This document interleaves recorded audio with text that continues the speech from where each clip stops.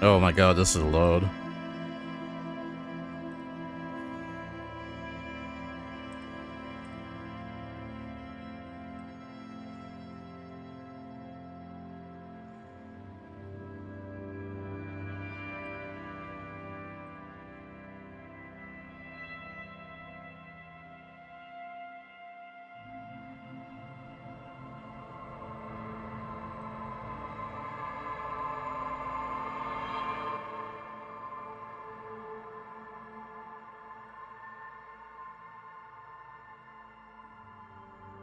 Whoop.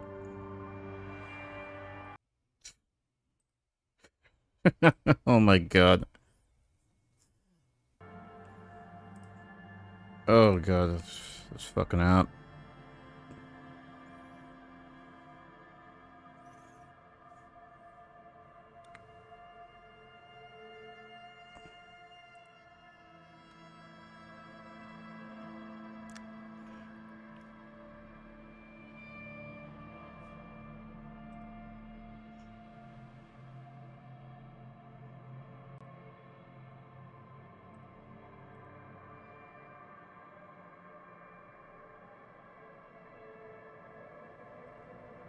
Alright, good.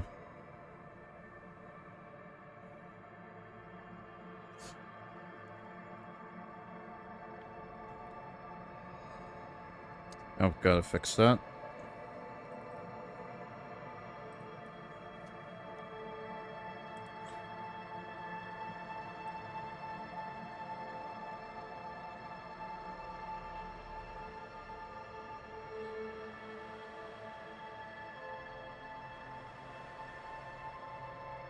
Where the fuck? Oh, there it is.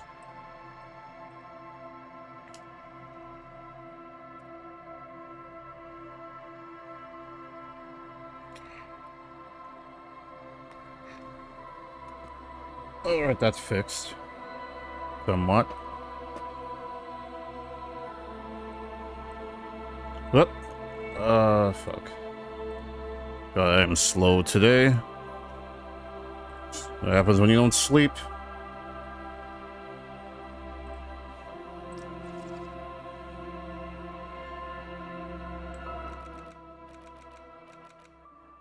Seriously, that shit's loud as hell.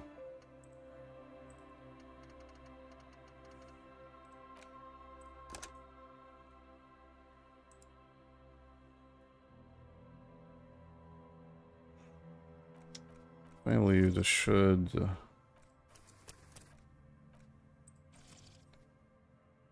Man, I left a lot of... Yeah, I might have to delete them. Start over from scratch.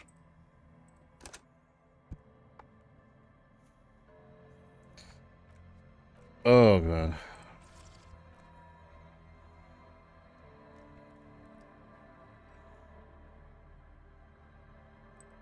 Actually, that's useful. Server mode.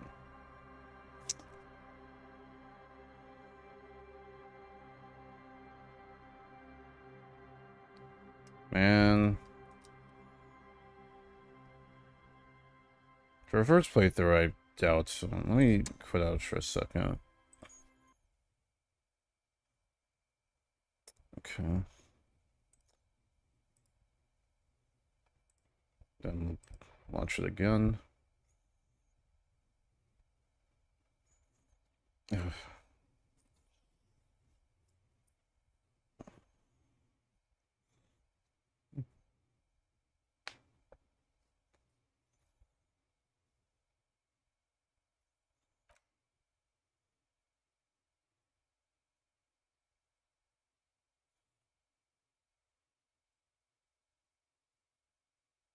CA,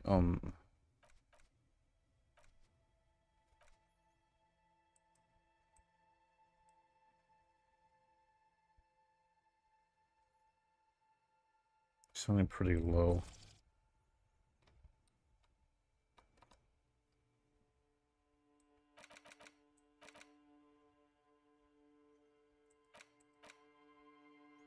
Okay, that's good enough. All right. My archetype. Thinker. Extremely intelligent, very bad with people, knows interesting facts, comes up with original ideas. Sensitive. Very psychological. Magnetic personality, but unstable. Might begin to lose his mind.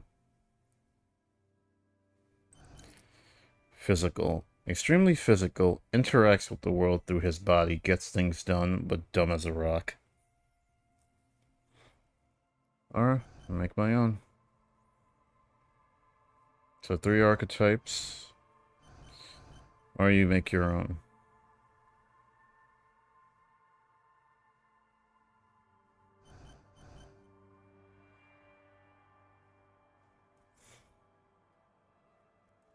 Honestly, I didn't even get far in my first time.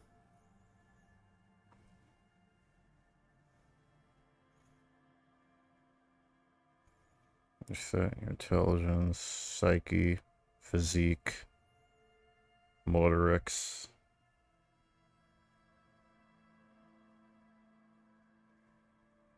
Encyclopedia.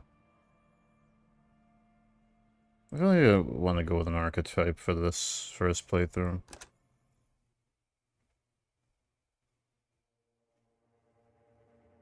The Furies are at home in the mirror. It is their address. Even the clearest water, if deep enough, can drown. There is nothing. Only warm, primordial blackness. You're conscious ferments in it. No larger than a single grain of malt. You don't have to do anything anymore.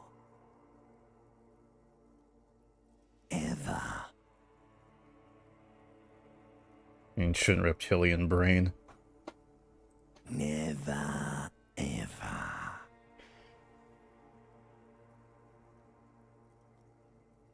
Never, ever, ever. Simply keep on non-existing. Never, ever, ever? Never, ever, ever, baby. Simply keep on non-existing. An inordinate amount of time passes. It is utterly void of struggle. No ex-wives are contained within it.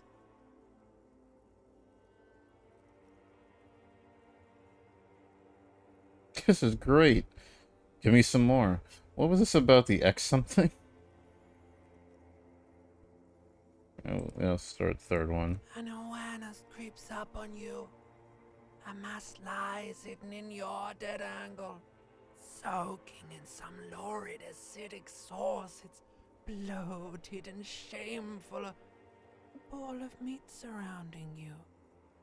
This is a terrible line of questioning, and it will only lead to more awareness of the meat thing. Limbic system. Plunge back into the fathomless deep. No, I wanted to know about the X something.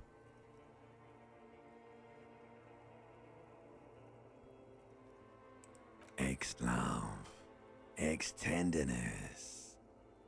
It is foolish of you to resurface to the loss. Not after all the damage you've suffered to get here. Some of it irreversible. Stay. Sail with me through the abyss of pelagic zone. Abyssally never let me go. No, I want to get off now. I like pain and burning light and wanting things from people who don't want to give them to me.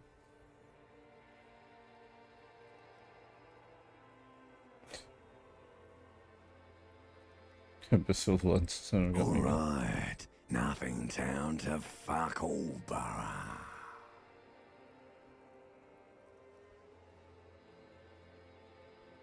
A return trip to the silence, please. Let's visit the ancient Zero Hum. Look, there's I am tired of being this type of animal, and who gives a shit? Not you. Your days of giving a shit and being that type of animal are over. Don't stop. Keep singing. Sing me the song of death. Wait, no. I need to belittle myself instead. The song of death is sweet and endless. But what is this? Somewhere in the sore, bloated man meet around you. A sensation.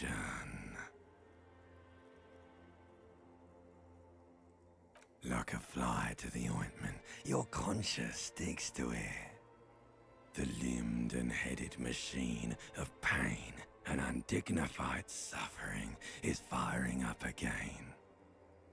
It wants to walk the desert, hurting, longing, dancing to disco music.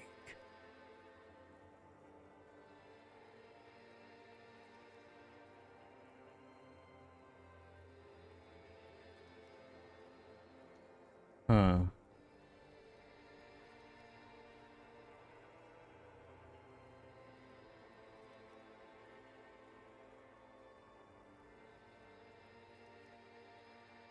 The stench of liquor rises from your mouth, and with it, an ungodly headache.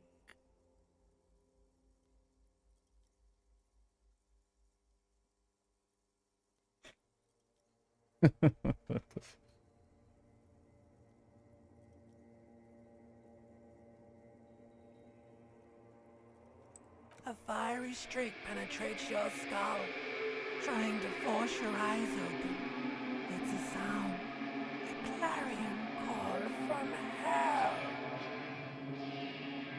Somehow, you know what it is. A caprice can name a motor carriage. Encyclopedia. Medium success. God, this is actually so loud.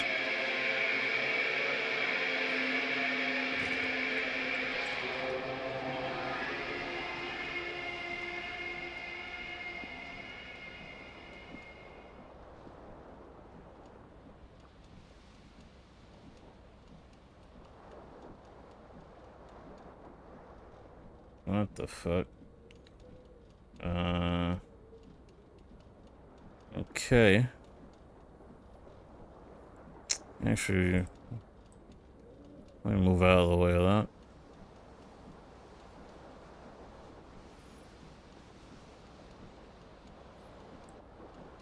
Let's start there. Alright, what the...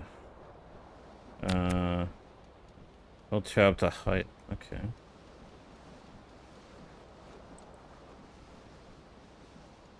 Ah.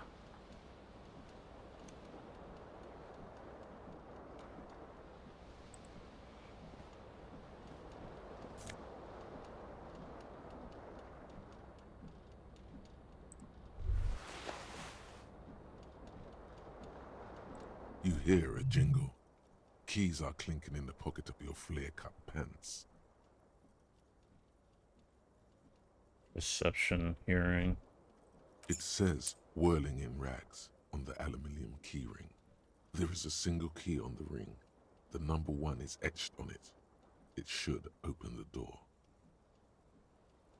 The Whirling in Rags is a hostel cafeteria on the urban coast, frequented by dock workers. Okay.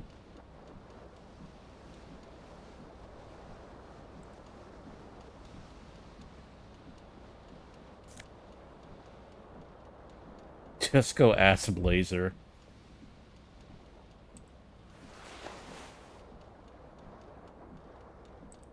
Hmm.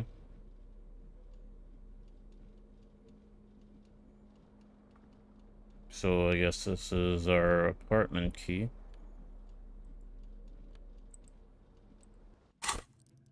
Oh, fuck.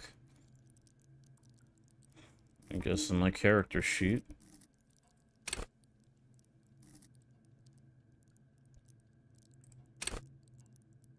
Oh, I am not going through all of this. Oh, no.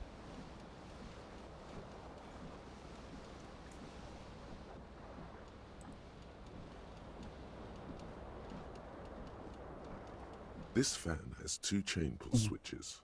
One ends in a tiny fan, the other in a light bulb. A truly horrific necktie has somehow attached itself to one of the blades. Sylvia Fleur. Aim 10, grab the time. Even 58%. This is a white check. You may retry it.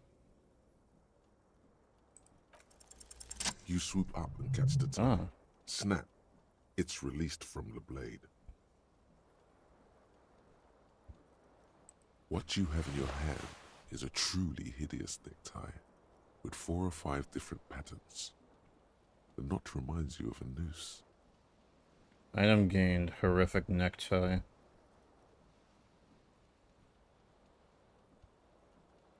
Tell him the fan. The blades come squeaking to a halt. Tell him the light A bulb. terrible mistake. Turn the lights off immediately. You can practically feel the photons burning a hole in your brain. Turn it off. The lights are off. Okay.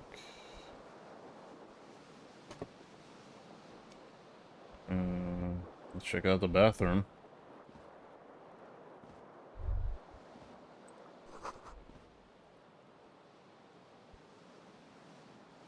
Words fail to describe how rank this smells. They should have brought a poet. You see bottles in the bathtub. Wine, beer, and sweet liquors. What?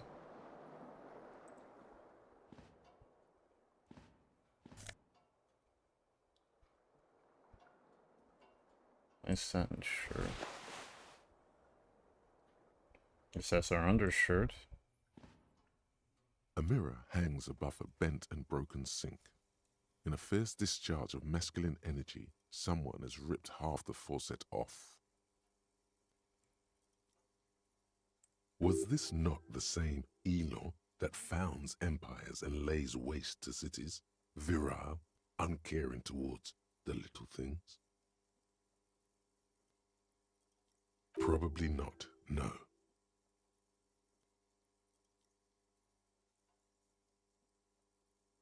Hot water sprays from the faucet's base, and steam covers the mirror. You cannot see yourself, just the vague impression of a man.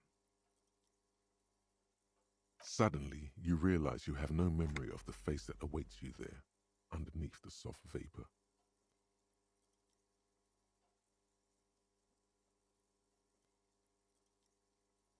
Really, all recollection of the person you are, the people in your life, and even the world you're in has drowned in a sea of blood alcohol. This was no mere night of drinking. It was a deluge of world-ending proportions.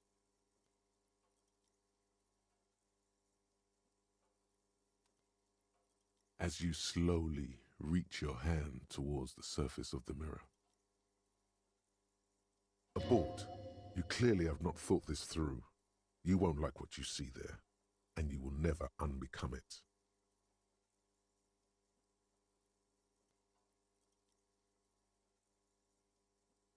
I'm curious to wipe the mirror. Maybe I should touch it first to make sure there's something wrong with my face. Better not to know. Leave. Fuck it. Behold. Oh my god. You have no idea who this thing is, do you? Dear Lord help me. What is this? Of course I do. It's some kind of superstar. I think I'm a superstar. This is the face of the late-stage alcoholic.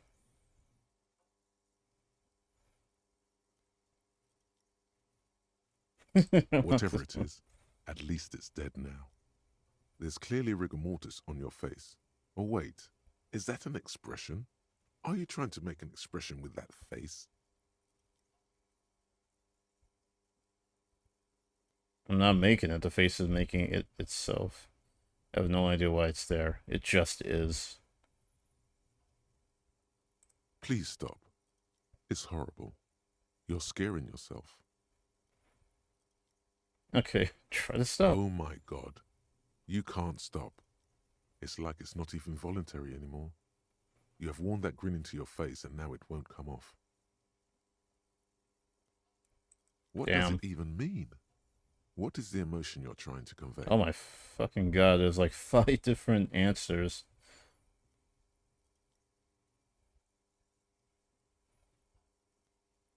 Superstardom. God, I don't know. It's indescribable. I think it's supposed to look suggestive. I'm afraid it's meant for the ladies. I'm insinuating that I'm vaguely sympathetic. I think I'm sort of pulling it off too in a sad has-been kind of way. There is some charm to it. It's an expression of pain.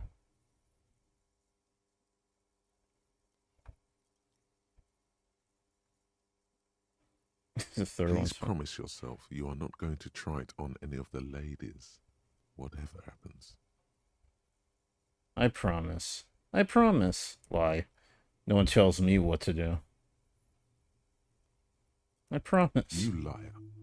You can't even tell the truth to yourself. Go ahead. Try something. Oh wow, I gained experience.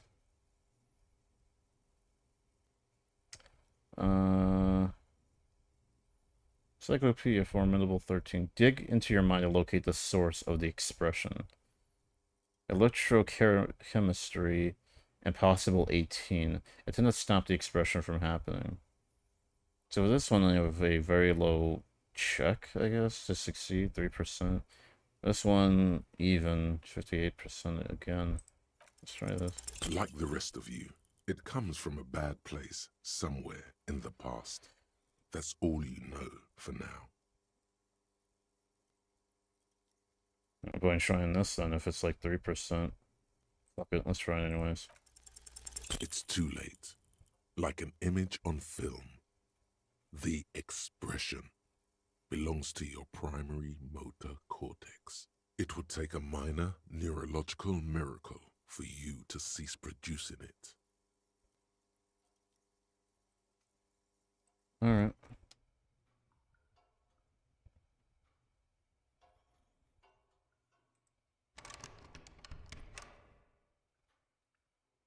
It's a door?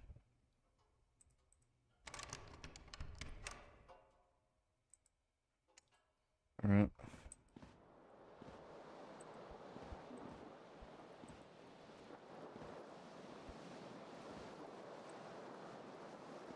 So what's on the ground here? This magnum-sized bottle of Commodore Red is empty.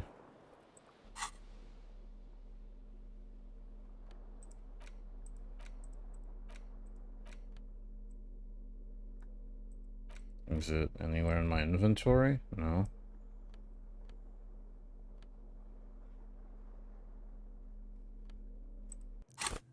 Oh, okay, I figured that out. The hell's this? Looks like someone tore out the tape while the song was playing.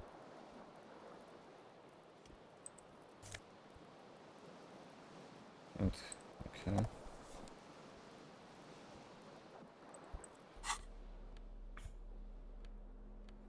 Oh, now it is. Now we can sell it? There used to be a tape in this case, but it was destroyed in a fit of rage. Something about the Ateneers single smallest church in St. Sands must have rubbed someone the wrong way. Label says the song was recorded in 43. Whatever. Yes, reel-to-reel tape player still on, rolling empty. Oh, there's some... Oh, it's a shoe.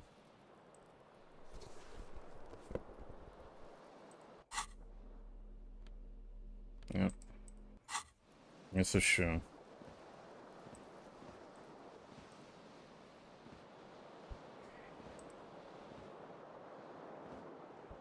The window stands broken in its frame. Cold wind blows in.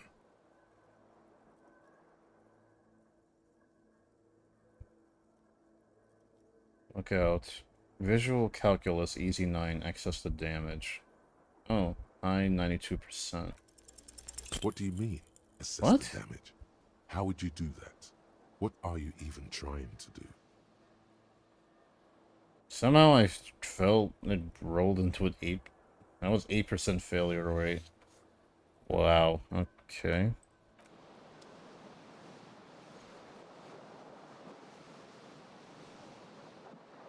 So there's nothing else in here?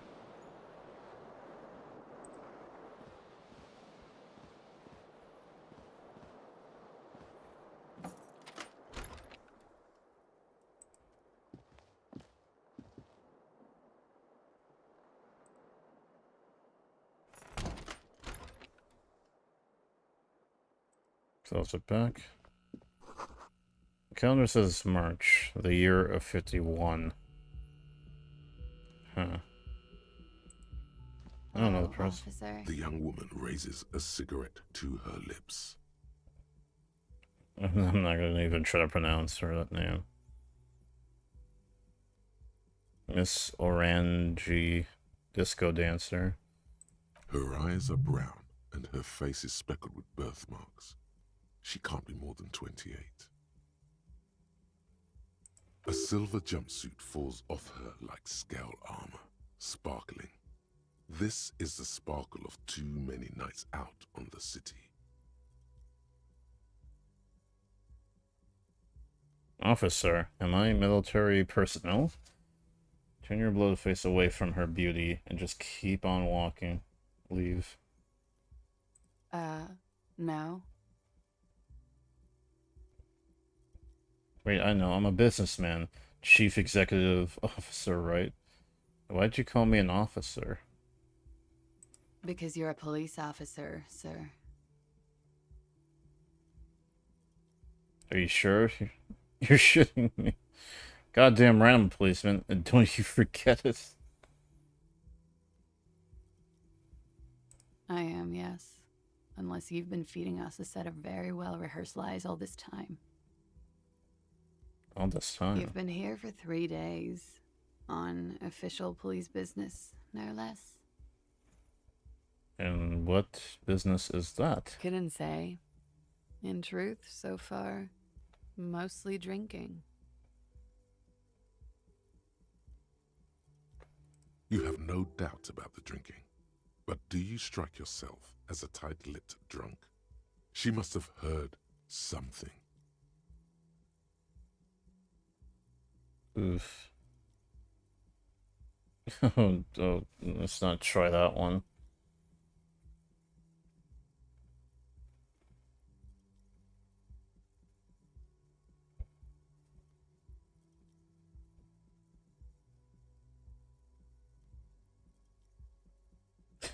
Who in their right mind would let me be an officer of the law? Don't be so harsh on yourself. They let almost anyone be a police officer.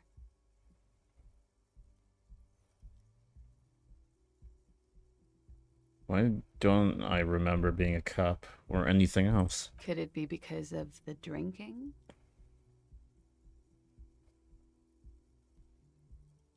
She hasn't had time to put her makeup on. This is her morning cigarette. She looks tired, her beauty waning faster than it ought to at her age. I might not know where I am or who I am, or what a corpus kinema is, and how I know what one sounds She like. nods. But I do know when someone's not telling me the whole story. What am I doing here? What's my case? There's a mercenary out back. He's been hanged. The body has been there for a week now. The locals probably got tired of it and called the cops. Just a hanged body in the back of this building. And okay. And why didn't you just tell me that? I didn't mean to overwhelm you with information. You seem a bit lost, officer. Yeah, no, I'm not doing that. I should be going now. Leave. Of course. Be careful, officer. They don't like the police around here. Something stirs in you as she's about to go. call it an instinct, a need. The need to ask questions. It's like you said the words 1,000,000 times before. She looks back at you, a light glinting off her eyes. If I don't want to ask questions, before you go, I have some questions for you. Yes.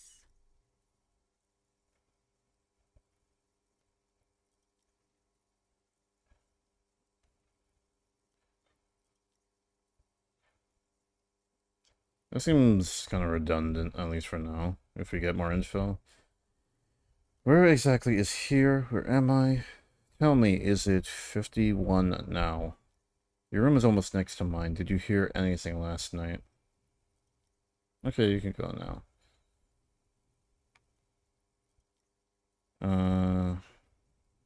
Actually, these are more important, because she'll probably only ask you one of them. Let's ask the second one. You're in a hostel, sir. No. Where are we? Where in the world? We are in Revachol. Revachol is the disgraced former capital of the world, divided into zones of control under foreign occupation. Half a century after a failed world revolution, she is central to our moment in time.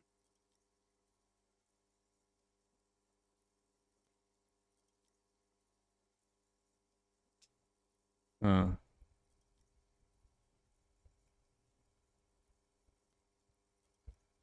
Sure, that means something to me. Revachol forever. How about you tell me something else instead?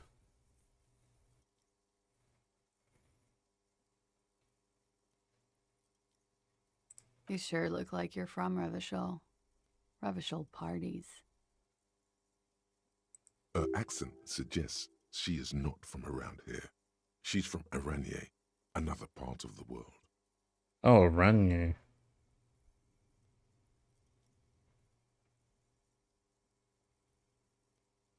There was the usual ruckus. Loud disco music. Did I have any visitors? I couldn't say. It's impossible to hear people speaking from over here. Loud disco music. Oh, yes. Various artists. Ostentatious orchestration prime among them. Oh, that. Yeah. Whoa. The less said about OO, the better. Oh, were huge where I come from. I was very young then, of course. Like 7.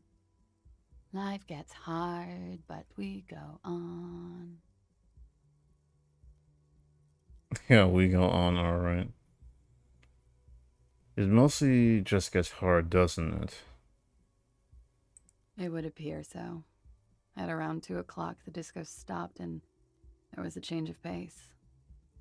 What happened? A slow, sad song started playing, like organ music on repeat. That went on for quite a while. Some of the time, you were yelling along to it. Was I singing this? Show her the empty case of the smallest church in St. Sands. What was I singing? I've heard enough. Yes, there was a church in there. A really small church. Like the smallest, saddest church in the whole world. It was about that. And also...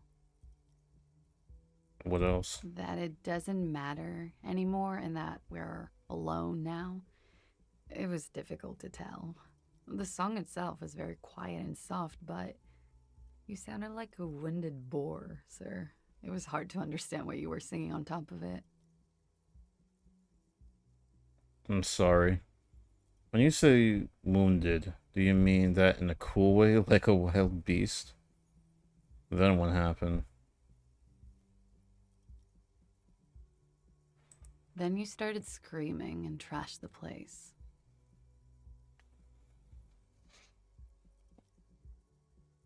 Are you sure I wasn't being assaulted? That's so me. What did I do? You're making this up. I would never behave like that. No, It didn't sound like there was a fight. It sounded like someone was trashing their room. A window was smashed. The tape player, probably. The song stopped. And furniture, too. A real destructathon. There was screaming. Then I think you passed out. Is there anything else? Please tell me there wasn't anything else. It prides me to hear this. Tell me there was more.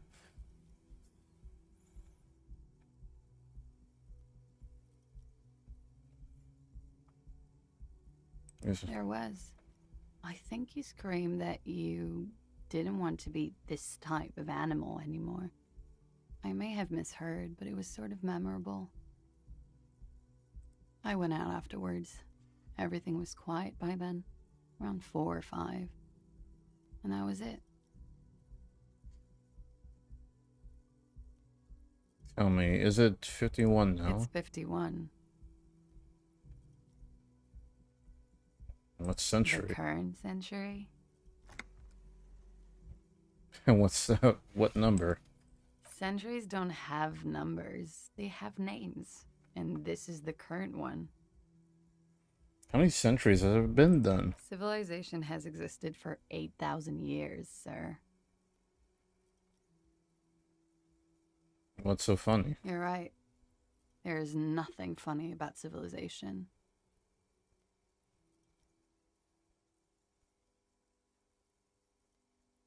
What does it have against The police? dock workers are pretty cocky. They think they're police enough. At least here on the coast. I can't say about the rest of the city. Okay, you can go now. Glad to have been of assistance.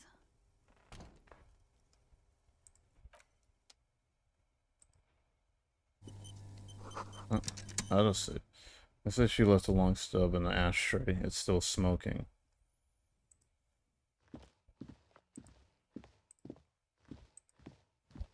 So that's downstairs.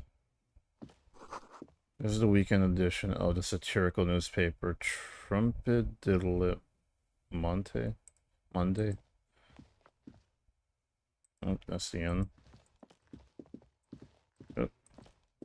Oh.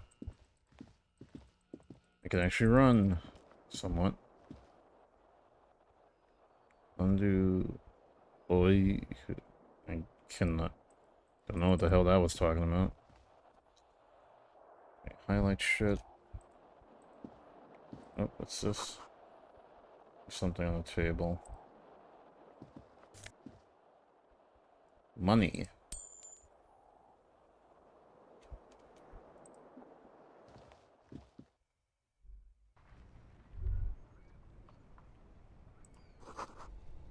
The smell of the sea makes you dizzy.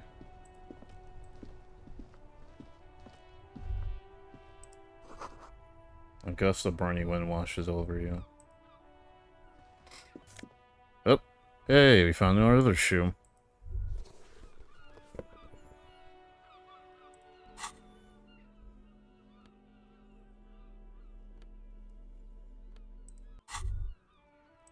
There they both are. 2 identical shoes, both copiously green and indiscriminately snakeskin, reunited on your feet. Like 2 baby crocodiles. Wait. These do not look like normal cop shoes. How do they fit? Discard thought. It's pretty clear a normal cop is not what you are. Good, they're balanced, comfy. Feels like the only good thing about you right now, truth be told.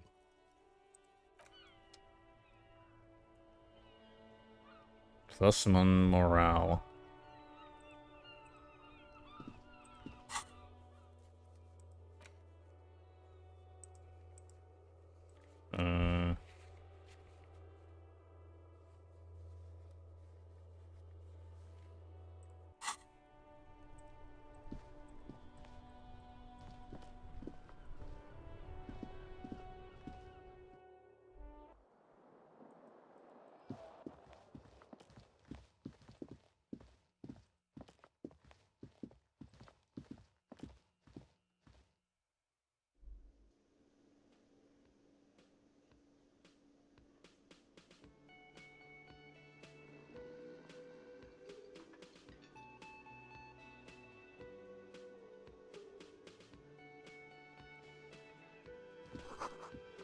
Summer door closed for the winter. This is where the lyrics would be. An old karaoke mic just waiting for someone to sing into it.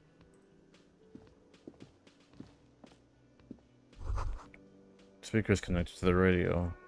Music is seasoned with static. You should totally sing karaoke here, the first chance you get. Your emotions need to be expressed. People need to know your vast, oceanic soul. Inland Empire. My soul is immense. My soul is modest. Is normal sized. My soul is puny. My soul's cubic continent is obscured by the hangover. My soul's immense. Utterly. And it needs to be heard. Through a PA system. By other people. What should I sing when it comes to You it? should sing the sad small church song from that tape you found. Thought it was obvious. Of course. I'll really get a gauge on my soul with that one. I was thinking maybe I could sing something happy, like from those Burstenius orchestrations, folks. Serves them right. Wipe that smirk off their face with your sad, tragic, small church song. Who's laughing now? No one. You would need another copy of the tape first, though. The one upstairs is destroyed.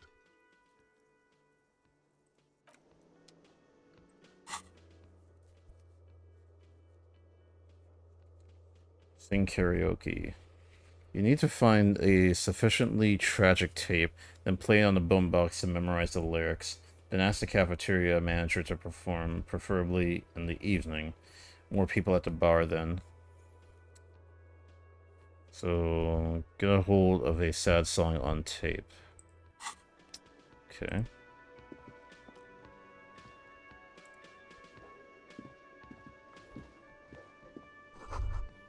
The menu has been white cleaned. Only the word Monday is written on it.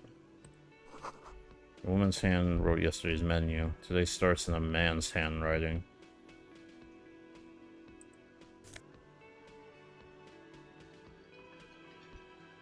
A what? No Safed? I guess that's the game's healing item.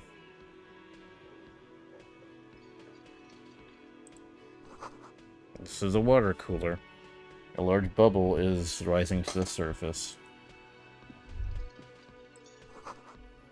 Soft pure of electric juicer comes from the kitchen. Someone is working. Alright, let's go talk to this guy. A man in his late 20s stands behind the counter, inspecting a stuffed seabird. As you approach, he gives you a sideways glance, then looks down again. Garte, the cafeteria manager. Everything is cool between you and this guy. He's a big fan. Make some small talk. Look at the stuff. A Bro. competent work of taxidermy. The white and brown seabird lies among piles of coasters and drying mugs. One of its wings broken. The man is trying to mend it. Looks like the bird was ripped off the shield that was used to mount it, most likely on a wall. This is the Great Skua. The seabird is the symbol for the discovery of the Insulindian Isola, the part of the world you are in right now. The small steel tag says as much. The Great Skua. Stegosaurus Skua. What happened to the bird? Look, your buddy is over there.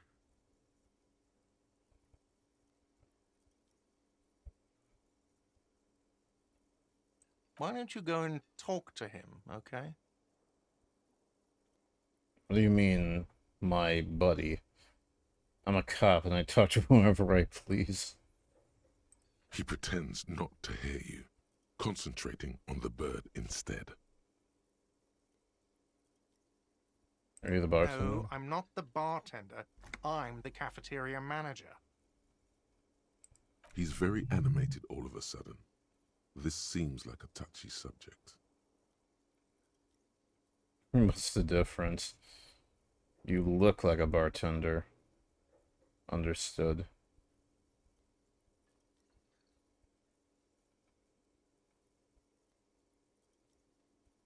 You look like That one. period of my life is over. Not everyone who stands behind a counter is a bartender, okay?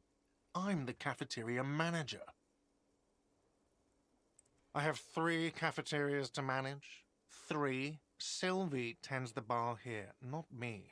I'm only standing in. Where did the Sylvie go? She just, you know. His eyes dart from left to right. This man isn't lying, but he is hiding something. Drama. She just... What?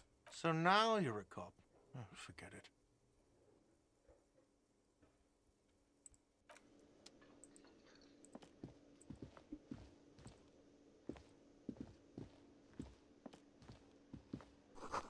Inside, you catch a glimpse of Union paraphernalia. A strike poster, some red bonnets. Whatever the fuck that's sign reads, Mess Hall reserved for Union members. Doors open 1600.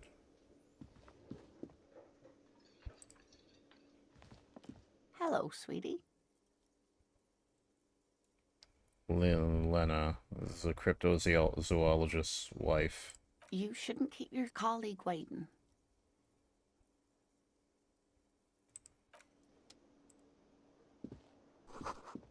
This royal pinball machine is unplugged.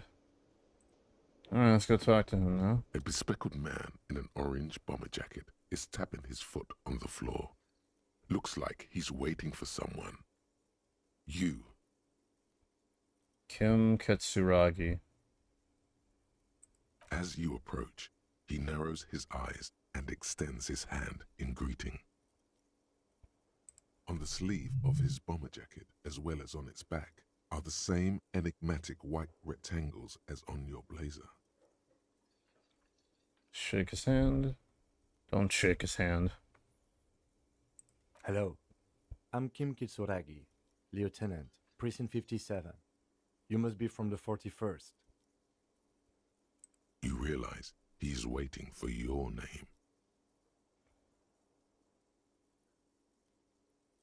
Ooh. I don't really know my name. Conceptualization, medium 11. Invent a name for yourself. Say nothing. Well, 83%. Let's try. Raphael Ambrosius Cousteau. It's so cool. It's very cool, but when I come off like a douche if I call myself that. It's very, very cool, but maybe just a bit too unstanacious. My name is Raphael Ambrosius Cousteau. It's very cool, but when I come No, off you like a won't. douche. Raphael Ambrosius Cousteau is one classy name, and you're one classy cop. Say it. Alright, voice in my head, damn. Yes, well, He doesn't even process what you just said and just moves on. Not for a moment does he believe that's your real name. He casts it aside as an intra-departmental joke or a peculiarity he doesn't understand. it looks like we had a little scheduling error on Sunday. Saturday too, actually. Have you had time to talk to the manager here? What he means is, he has been trying to meet up with you for 2 days, but you have been otherwise occupied. You mean him? Not toward the cafeteria manager. Yeah, I just talked to him. No, I haven't. There must have been some kind of a misunderstanding. You're taking me for someone else. If you don't mind, we should talk to him again. Ask him for a rundown of the area. Now that I'm here as well. I understand the scene is out back, right? It also wouldn't hurt to assure him the police are finally here. In full force, I mean. Have you mapped out the initial interviews? Yes, the police. I'm aware. I'm a policeman. What interviews? I have. Yes. I haven't. Right. And the interviews? He taps his foot more out of habit than impatience. Learned.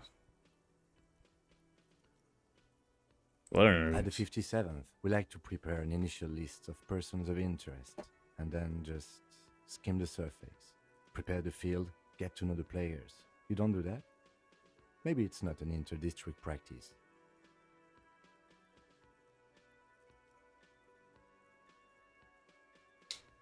I have. Okay, we'll have time for that after we take a look at the coroner's case.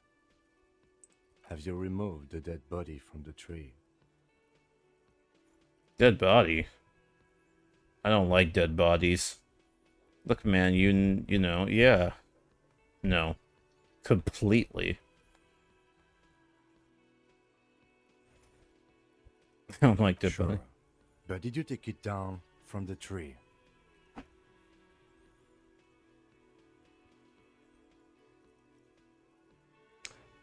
No. So, the body is still in the tree,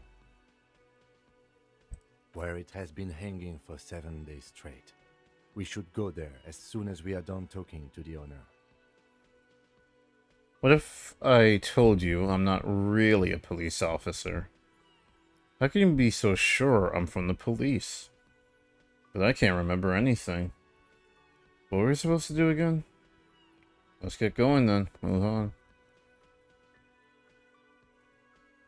I was sent here to meet a detective from Precinct 41. You have the insignia of the Citizens Militia on your sleeve and on your back. I suppose you could be impersonating him. You could have gotten the insignia from the black market or forged it. But for now, I'm going to set those possibilities aside. I'm not from the Inspectorate General. Inspectorate General means internal affairs. What he's saying is he's not from the Rat Squad and isn't supposed to suspect such things.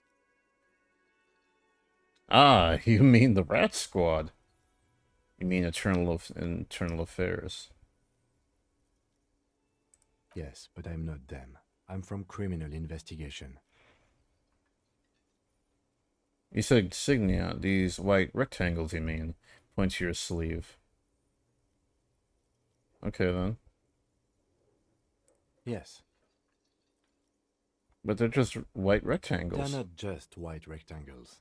They bear a halogen watermark with the letters RCM and a pattern resembling the street grid of Revachol West. I would ask you to step into the headlights of my motor carriage, but again, it's none of my concern. I just need you to do your job. But shouldn't I have a badge or something? Check your pockets. You mean you don't have a badge? It was not on me when I woke up. Pretend you found it. I have my badge. I'm a policeman and I have my badge. Losing your identification card is a serious matter. My vehicle has a shortwave. You can use it to report your badge missing. I would advise you to locate it as quickly as possible. But getting the body down should still take precedence.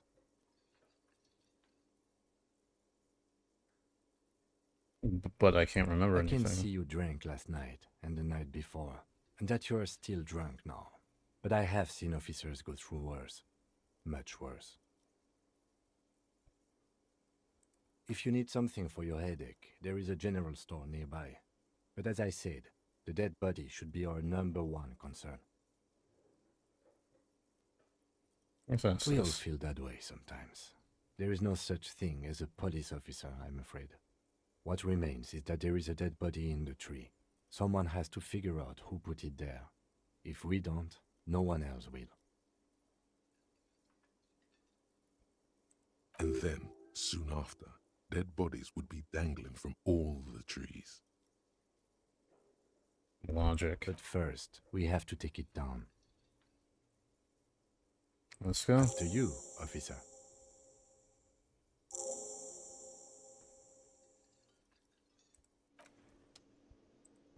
Hey, let's check. Alright, report your badge missing. You need to report your missing badge to the 41st precinct as soon as possible. The lieutenant said that you can use the radio in his motor car to call your station. Interview cafeteria manager. The CM of the Whirling in Rags might know something about the murder that happened in the yard. Ask him about it. Inspect victim's body. Inspect the body hanging in the backyard of the Whirling in Rags. This is a preliminary inspection. You just need to suppress the urge to throw up and approach it.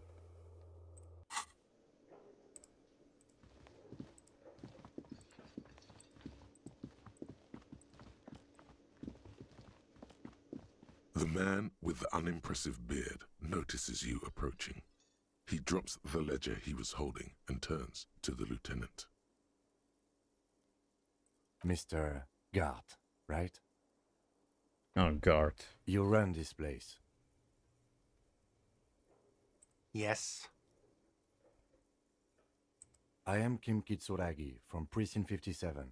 This is an inter-district investigation, so joining me from Precinct 41... Elysium is realizing he still doesn't know your name. The Harbinger of Ruin. As I said, Detective Raphael Ambrosius Casto. I'm currently in between names. Say nothing.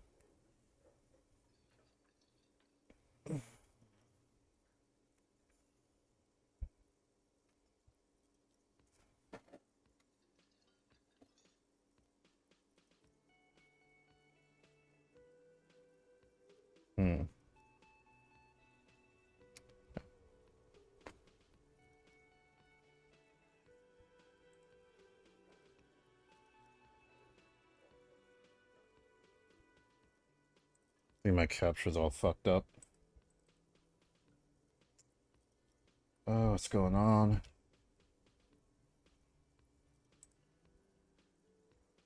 Oh, fuck it. Turn this shit off. That must have been what was fucking it up.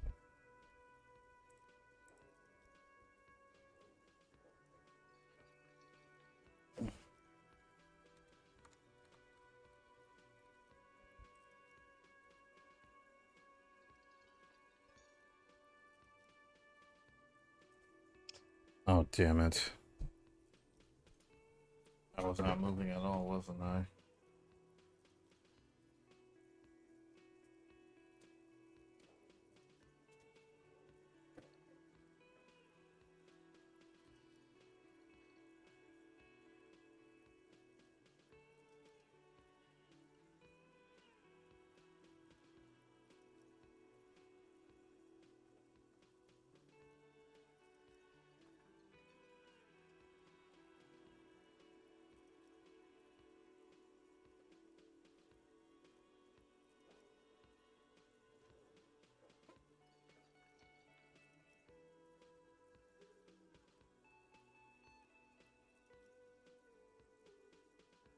Alright, now it's fixed. Should move a little further. So we got Kim. Oh, no. No. There we go.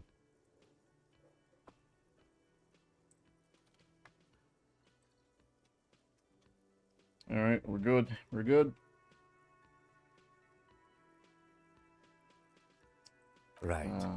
Now, I know it took us a while to arrive at the scene. It also took you a while to call us and report the dead body. It was you who placed the call, yes?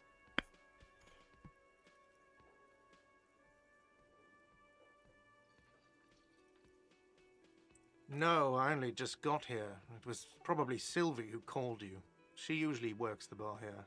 I'm only temporarily taking over her duties. Do you have her number? As a matter of fact, I do.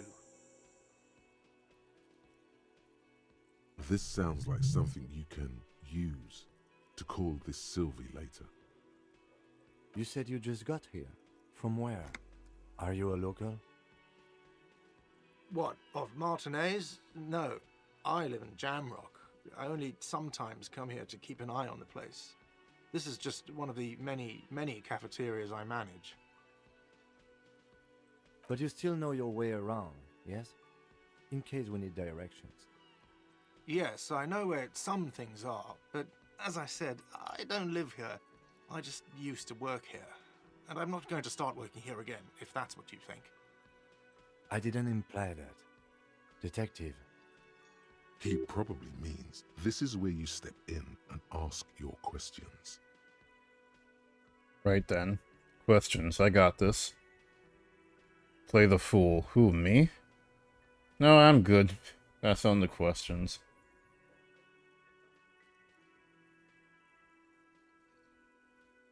His face expresses profound doubt in your having this. Ask him about the body's location before asking if he killed him. People give up information in the more innocuous questions, which you can later use in the more sinister ones, not vice versa.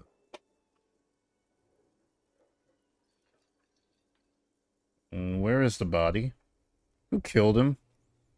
Why did Sylvie go away? You know, I actually can't think of a single thing. Behind this building, there's a courtyard. They hoisted him up on a tree there. And how do we get back there then? That's easy. See that door there? First you exit through that. Then to your right, you should see a big hole in the fence. A really big one. You can get to the courtyard through there. No need for the keys. The hole is big enough for the Franco-Nigerian cavalry to fit through.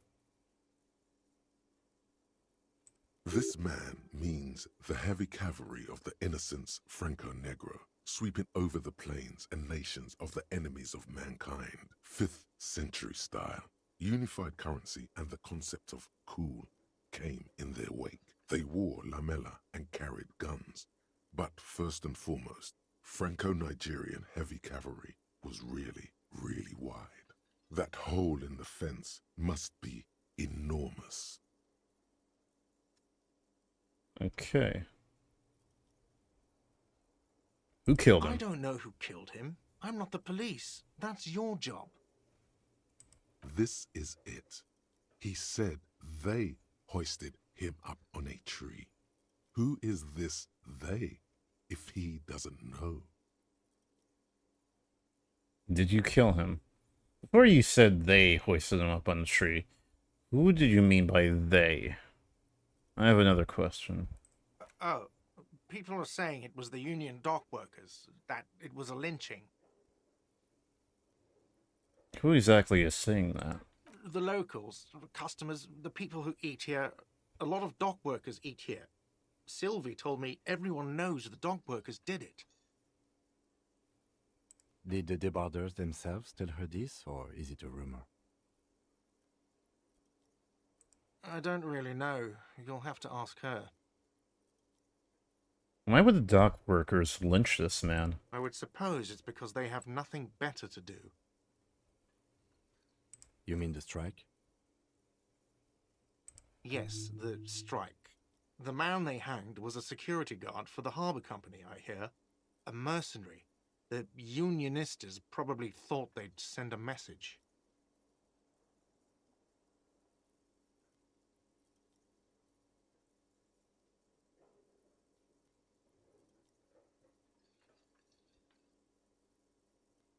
Did you kill him? What are you, crazy? Of course I didn't kill him.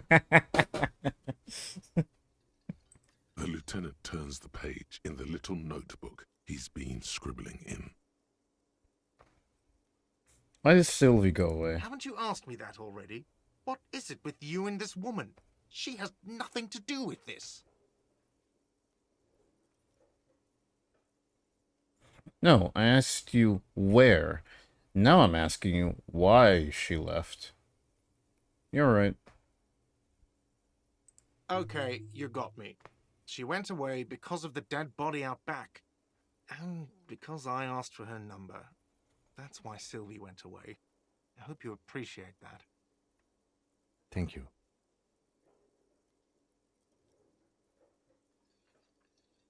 Mystery Is it? solved. Because I thought you were supposed to be investigating the lynching, not my employer conduct. This stuff gets on my nerves. I'm a feminist. I guess I like to be thorough. Everything has to do with everything. Everything has to do something with everything. I don't know, I just went for it. You're right, I probably shouldn't have asked. Good for you. Was there something else? I'd like to get back to what I was doing. That's all. Let's go. Not so fast. You owe me 130 real. What's Real?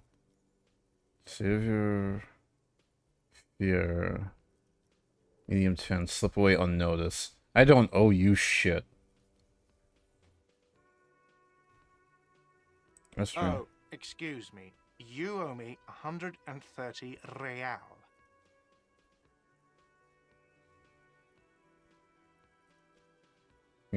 He pronounces the R with a mock aristocratic The accent. IIR, or Inter-Isolary Real, is the global reserve currency. Whatever part of the world you're in right now, it's safe to assume he means you owe him some money. By real, do you mean some form of street cred? Oh, I understand. You mean I owe you money. Wow, you're a genius. Yes, that's right, money. You owe this establishment 130 real. What do I owe this place for? But what exactly is money? You're under arrest? What do I owe this Let's place? see. 3 nights at a tariff of 20 real comes to 60 real. Then there's the window you annihilated. The hole in the window was the first thing I saw when I came to work. So don't try to tell me you didn't. That will be 40 real in damages. Another thing you've annihilated is half the bar. You've run a tab of 30 real. Actually more, but we'll round it down to 30 for your hard work maintaining the stability and order of Revachol. That's 60 plus 40 plus 30 equals 130 real. And yes, real is still money. But what exactly is money? What are you, a philosopher? Actually, I might be. Since I woke up, I have trouble remembering even the most basic concepts of reality. No, I'm just getting my bearings. Actually, Money is what grown-up people use to pay for things. Things like this hostel room or 8 bottles of potent blend and 9 packs of Royal Extra. We use it for everything, really. interesting. Where do I get it from? Why do I need it? Proceed to show him the coins you found. Is this money? Proceed, but don't show him the coins. They're yours. Yes, it is. Count them and give them to him. That's 10 plus 10 plus 20 equals 40. I'm now down to 90, right? No, you see, that's 40 cents. Cents are a form of currency 100 times smaller than the real. I'm not even going to take this. Come back when you have 130 real. 100 times smaller? That's horrible. Okay. That's It horrible. is. Isn't it evil? The order of magnitude between what is asked of a person and what they have.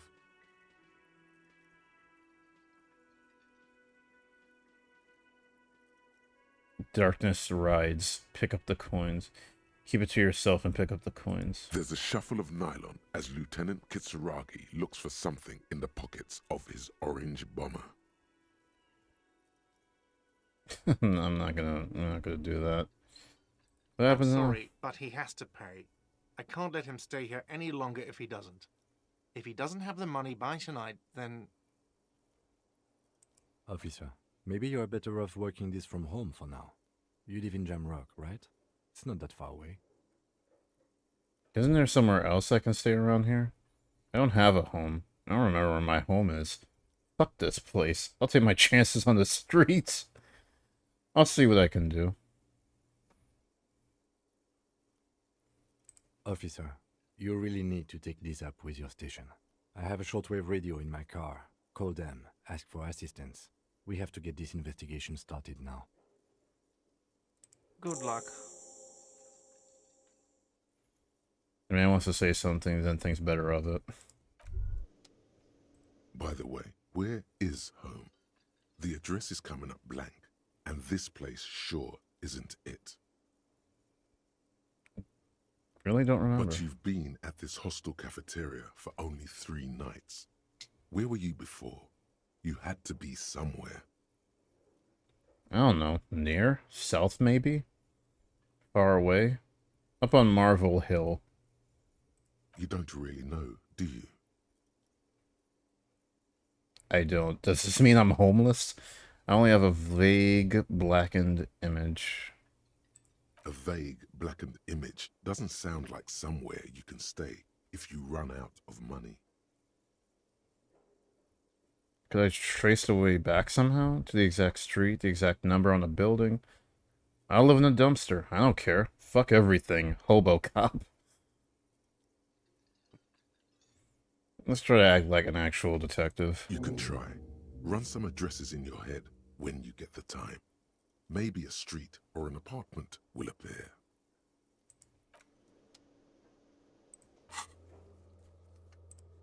Who made the call reporting the crime? Someone reported the hanging to the RCM. Maybe if you find out who it was, it may shed new light on the events. You have an idea where to start, but the caller could have been anyone. Call Sylvie using Kim's shortwave to ask whether she made the call. Pay for damages. You need to pay for the damages you caused in the whirling in rags, or you won't have a place to stay tonight. Ask around for money and be careful what you're spending. If you're unsure how much you owe, ask Gart. Ask your station for additional funds. Okay, alright. Long home. Temporary research buildings. +1 encyclopedia.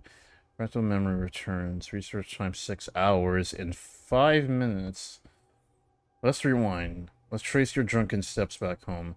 Jump across the raised channel bridge southwest of here. Fall over. Get up. Get off the asphalt in 20 minutes. Scuffle your feet through the courtyards, scaring little children.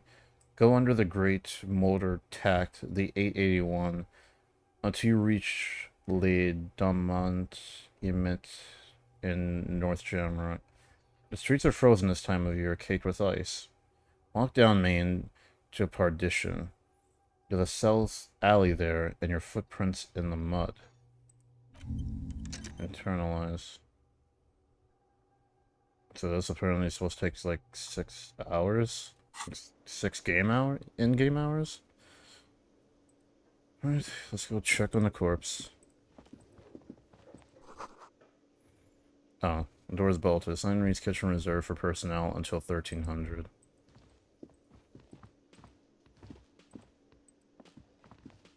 Actually, there's a lady there. The theme on that pinball machine is a standard royalist theme, used on everything from pinball cabinets to full-flavor cigarettes.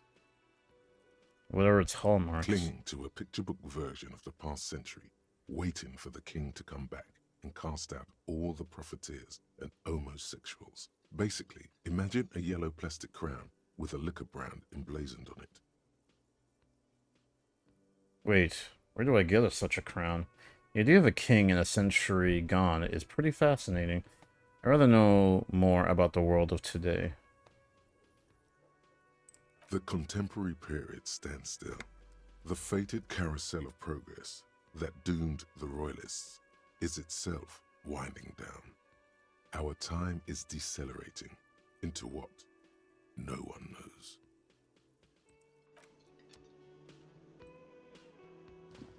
Hello, sweetie. Wait, who's Sweetie?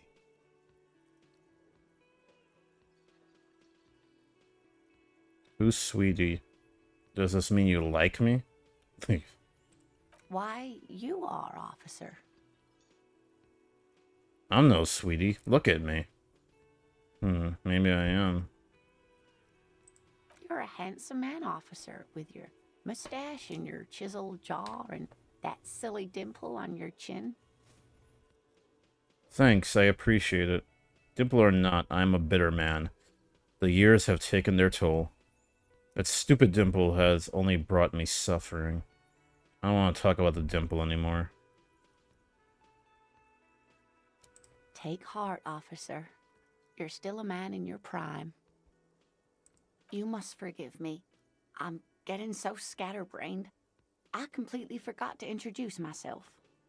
She slaps herself on the forehead. I'm Lena. My husband Morel and I are staying with our friend Gary just down the street, but I come here for tea when they're away. This Lena is wacky enough for the motley crew. Hire her on the spot. Esprit de corps? You seem to be in a chair. How'd you like to roll with me? I don't know if you noticed, but I don't know where I am or what I'm doing or anything. Sweetie needs money. Do sweeties get money? I gotta get going. Yes, officer. You look rather dazed. Like a stunned fox. But surely things can't be that bad.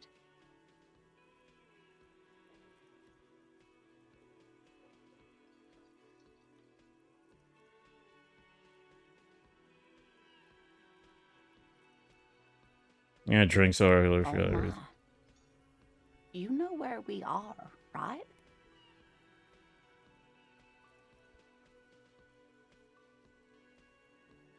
The Whirling in Rags cafeteria. It was on my keys. We're in Retreville. Riffershall. In Salud? I don't know, some CD hotel. A war zone at the edge of the world. We're dead, haunting each other. We're ghosts. Rolling. That's right. And where is the Whirling in Rags cafeteria itself located? And Revachol.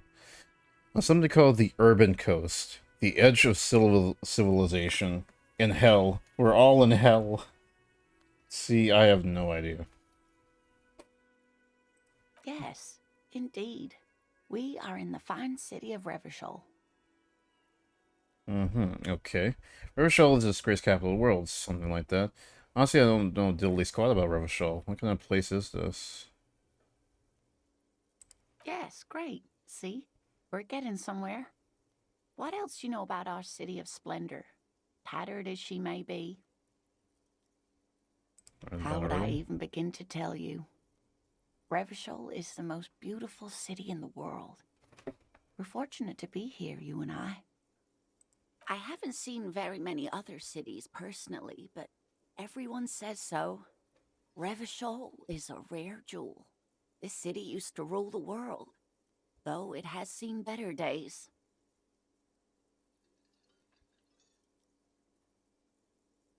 Speaking of history, you know what year it is, yes?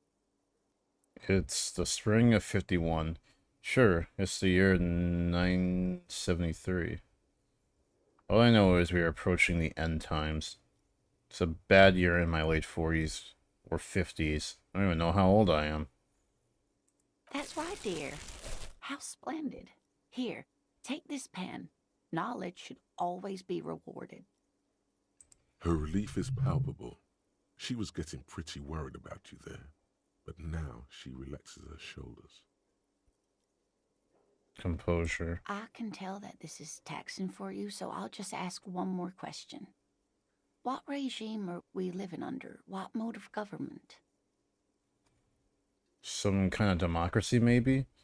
I'd like to think it's a dictatorship of the proletariat, but something tells me it's not. Our leaders are fierce warriors who traverse the plains on steeds. Civilization cowers before us. We are governed by intelligent machines that perform calculations to determine the freest market. Everyone hustles and grinds like a badass visionary. Radios are being used to control people's minds and distort our perception of reality, concealing our true masters, foreigners and women. Cop. We're living under the cop regime.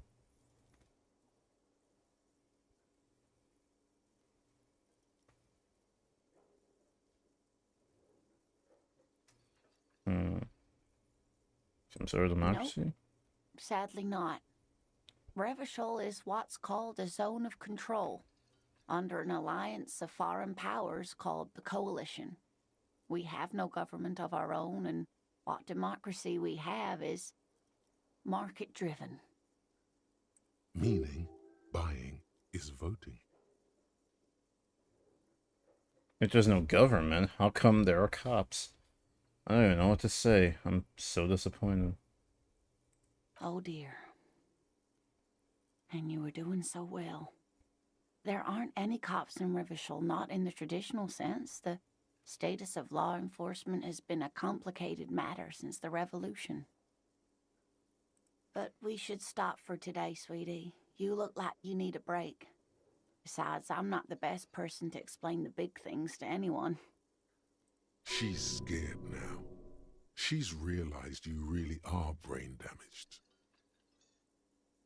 Athlete. So, how did I do? What is the revolution you mentioned? Could you tell me more? Conclude.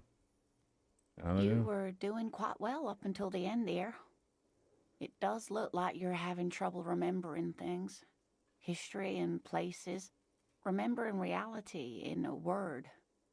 It's very odd. A sigh. The lieutenant buries his nose in his notebook. But maybe a fresh set of eyes is what the world needs, and while I'm no doctor, such bouts of amnesia are often temporary, so I wouldn't worry too much. There's a revolutionary. A defeat, I'm afraid.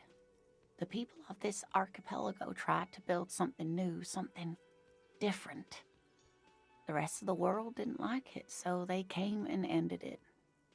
This was 42 years ago. What does that have to do with there not being any cops? But I'm a cop. Whatever it was hasn't stopped me. It has something to do with everything. I really don't know how to explain it better. Who could tell me more? Someone more educated in sweeping matters. Maybe you should ask. He turns to the lieutenant. No, I'm not an encyclopedia. I won't be a guide either. I'm a detective. Of course. Then I don't know. Someone rich, maybe? Wealthy people are educated. Though I don't know where you would find a wealthy person in Martinez. That's a good point. This doesn't look like Rich Central.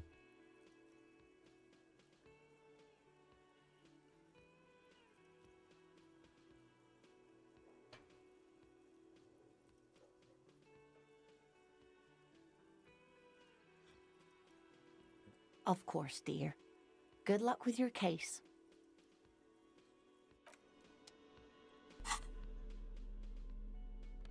So I got a pen. A pen with a green ape head on one end. The fuck? The ape has closed its eyes, a kind of expression adorning its face. It seems to be meditating. Get a reality lowdown. You have no idea where you are. Lena encouraged you to ask others to explain the world to you in greater detail. Perhaps try a rich person. Rich people are educated.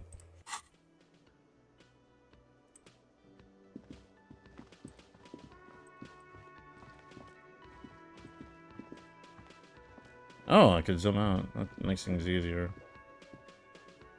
Can we leave through this? No. Okay, wait.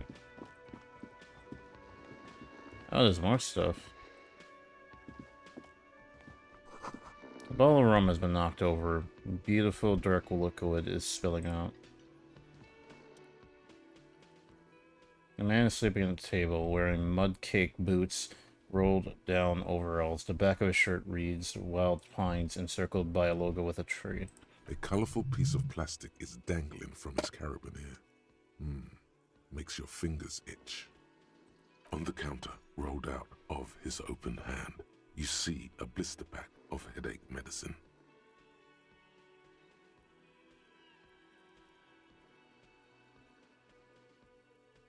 Pick up the pills. Inspect the piece of plastic on his carabiner. Physical instrument challenging 12. Wake him up. I have a 28% chance of that happening. The man does not mind. You probably need them more than he does. It's a dock worker's ID, doubling as a shift card and a job permit. A young, able-bodied man stares back at you from the photo. Santiago S. John.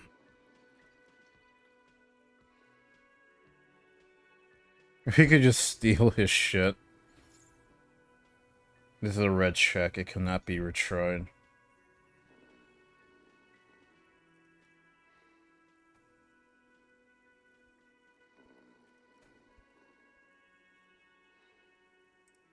Yeah, this leaves him to snooze. Okay, here's the doors.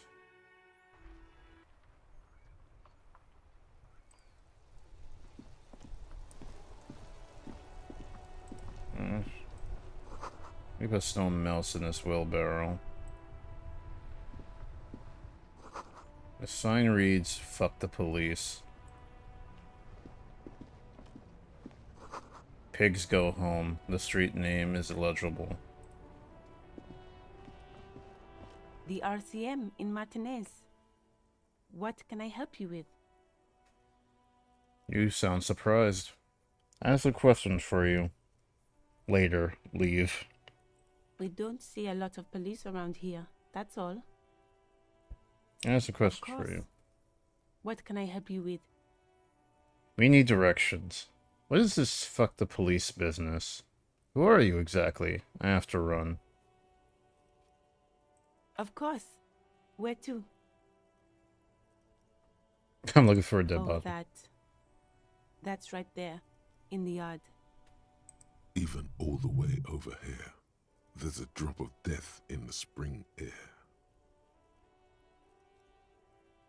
Where am I? What do you mean? I'm a bit disorientated. This is Revachol, right? Just tell me where we are, okay? Yes, sir. District of Martinez. This intersection is called Roundabout North. He knows where we are. He just wants directions. Lieutenant seemed uncomfortable with the level of disorientation you were displaying.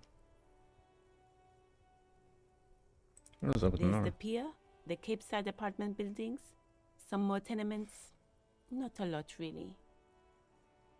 What is in the The east? harbor gates. Some kind of commotion, I think. I don't follow the local politics. A fleet store, too. What is in the south? Some shops and a bridge. The canal bridge leads to the coast, but it's broken, I think. Some kind of accident, probably. What is on the other side of the canal? Just coast. There's a little fishing village there, and a fish market. But that got closed down ages ago. What is in It's the just west? water. No, actually, I think they call it the Martinez Inlet. There are some islands in the bay, but they're hard to reach. Thanks, that's all for now. No problem. She's very well composed. Back straight. What is this fuck the police business? Excuse me? This street sign says fuck the police. Point to it. Oh, well, I didn't write it there. I'm just sitting here. What about the other sign, pigs go home? Who are these pigs? It's alright, I didn't mean to startle you. Okay. Who are you Me? exactly? I am just a gardener. She hides it well, but behind the sweat and dirt there is something else in her rigid posture. There's more to you than that. Cool. And what are you doing here? Good to meet you, just a gardener. Another question there. Is there? The quickness of the reply certainly does not prove you wrong. Yes, what are you doing here? Maybe. Nod. Nice to meet you, just a gardener. I have another question. I'm working. Working on what? I have a greenhouse in the yard there. I've been trying to get some work done. Well, But? as you already know, there's a corpse there, hanging from a tree. It smells pretty bad, so I have to take breaks. Don't worry, miss. We are here to clean it up. You can get to work soon. Thank you. My head is about to explode from all the salts I've had to inhale. Salts? Ammonium salts. Perhaps useful for later. Of course. I won't hold you back. If there's a corpse, then you're going to need those gloves for the autopsy. One more thing. Can I borrow your gloves? No, those gloves really aren't really my style. Sure, keep them. I have another pair. Thank you.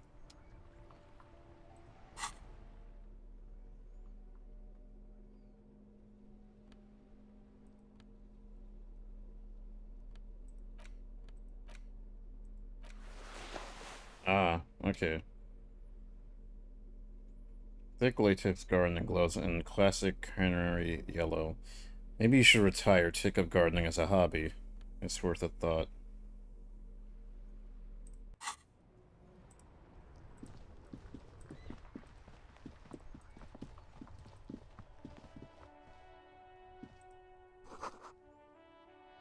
Rue de Saint Ghislaine, 8B. There are bells inside. You can pick them up if you had a bag.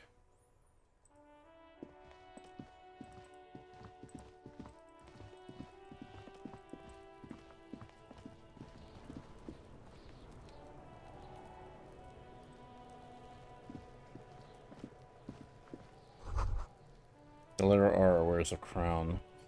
On the ribbon below, a light above the sending. This is the logo of the municipality of Revachol. Kuno's got this. The boy throwing rocks at dead body can't be older than 12. If there ever was such a thing as an ugly kid, then this is it. He's almost exquisite in his ugliness, like a gremlin. Oh yeah, Nappa Gumpy, Kuno!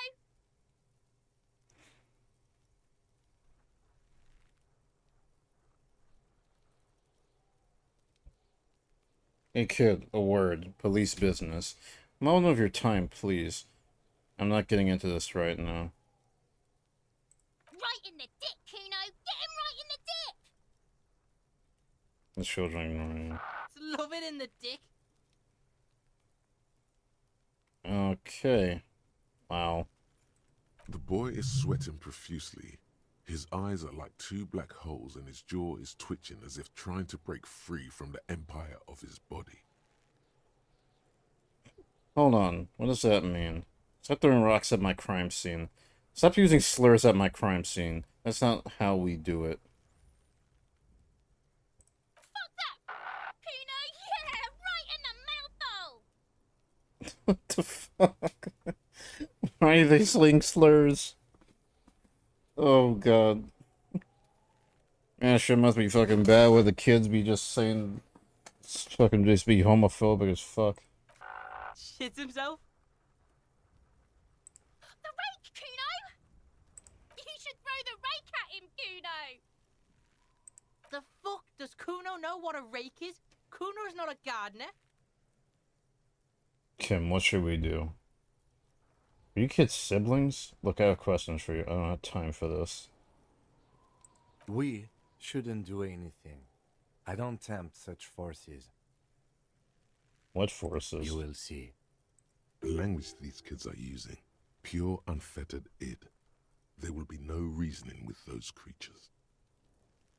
Are you kids siblings? The fuck are you talking about? He's calling us Kuno! What? What the fu- Wow, okay. Alright, entertain the Kuno. Show me what you got. What you got there? What you got, huh? Show me what you got. The kid moves his hands like a basketball player dribbling fast. Irregular speech patterns, overconfidence. Could this kid be on drugs? This warrants further investigation into this Kuno. The body, what do you know about it? About the crime scene, you kids often play in this yard? I gotta ask, who is Kuno? Okay, I'm off. Shitload pig. What's your question? Don't tell the pig shit, Kuno! This is where you quickly ask him questions. Real cop questions, like a cop.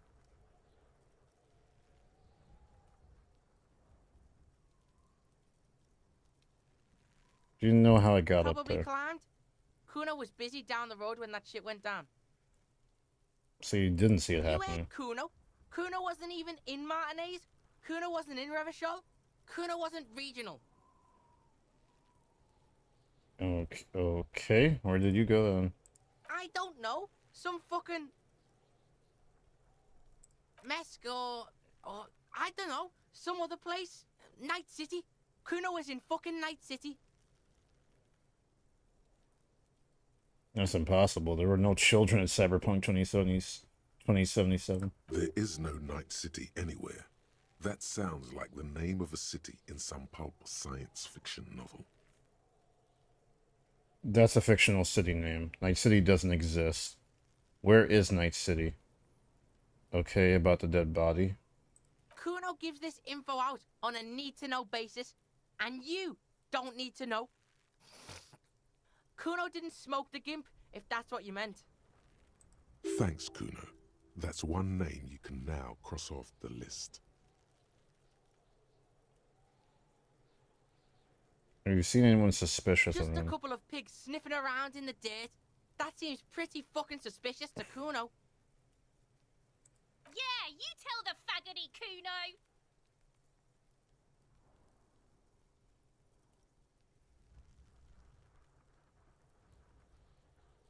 More on this later. Let's talk about something You're else. testing Kuno's patience here. Get lost,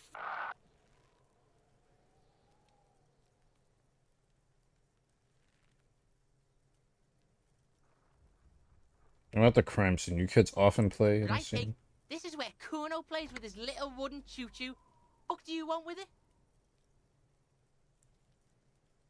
Yeah, whatever. Kuno doesn't give a shit.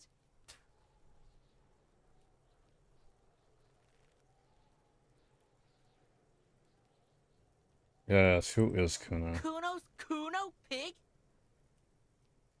It's always Kuno, never I. Clearly the kid's using the third-person perspective as a shield. Interesting. You refer to yourself in the third person to distance yourself in a situation. So you refer to yourself in the third person? Kuno. Is that some kind of gang name? Got it. And another question.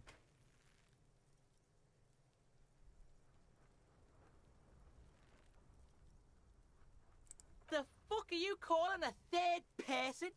Kuno's the fucking first person? Watch out, Kuno! He's trying to fiddle you! He's gonna put his hands on you! The thing behind the fence starts squealing shrill and violent like a fire alarm. Help! Pig's got Kuno! Help!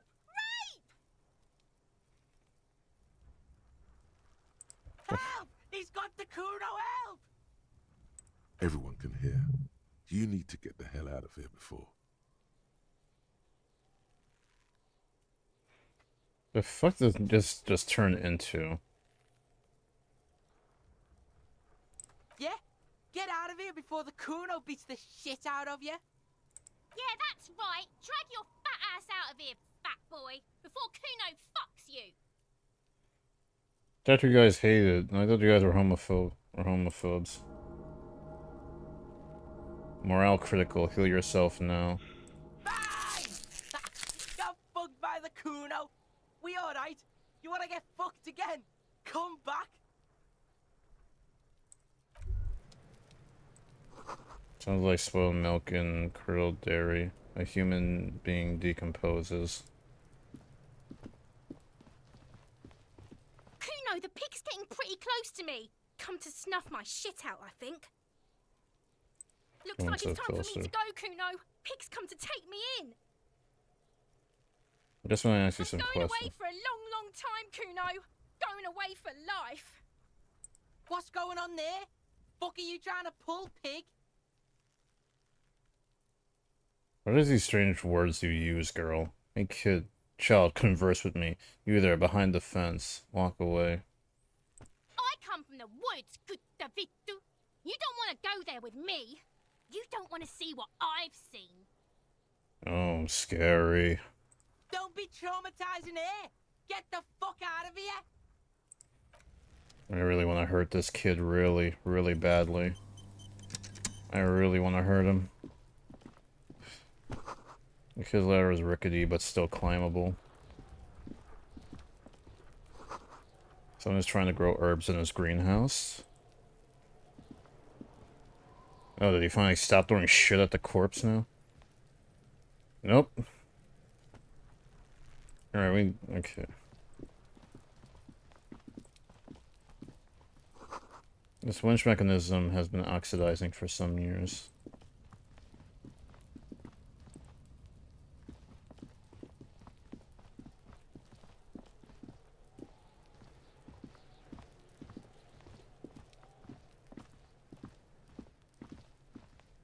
Oh, we gotta walk around the whole building? No, no, no. Oh, fuck that. Oh. This trash container is locked. The sliding lid has a padlock that says, whirling in rags. Why am I looking at you, trash container? You're just a trash container. Just a trash container. There is no such thing. Your fingers start to itch just looking at that padlock. How do I get the lock We could open? try using a pry bar. There's one in my motor carriage, or... Or, Lieutenant?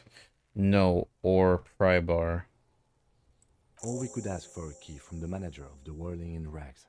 He probably has one. He might also have information. This is better than the pry bar idea. Open trash container. There's a locked trash container behind the whirling in rags. The manager, Gart, should have a key. Alternatively, you could use brute force to pry the lid open. You just need a pry bar.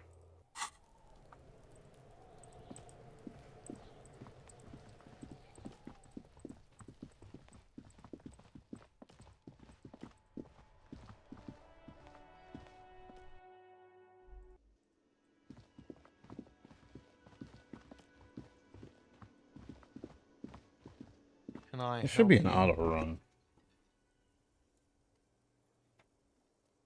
Is the trash container out back yours?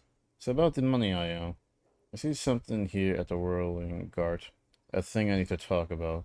By the way, I'm going to sing karaoke here. Goodbye. Mine? No, it belongs to the Whirling in Rags. Thank you for clearing that up. Why do you keep the container locked? Why? To keep the hobos and drunks out. That's why. And the neighbors too. They put their trash there and they don't pay for the garbage company. I thought as much. And are you the only party with access to the trash container? Well, yes. Us and the garbage disposal company. It seems a little callous, doesn't it? Something stirs in you. I wonder what this feeling is. No, it doesn't. Nothing stirs in me. It ain't callous. It's common sense. Prod at him and find out. Doesn't seem callous to you, guarding even your leftovers from the poor. Doesn't it seem callous to you? Guarding even your leftovers from the poor. We need those keys. Callous? What are you? Kras Mazov? Almost all establishments in Revachol keep their trash locked. The Whirling in Rags is not special in that regard. Krasmazov, nom de guerre, was an economist and a historical materialist. He was a leading figure on the Grad side of the Centennial Revolution, where he headed the 9-day government. Mazov is considered the father of scientific communism, Mazovian thought, or Mazovianism. Yum yum, tell me more. Yeah, I am Krasmazov. I know Krasmazov. He killed himself.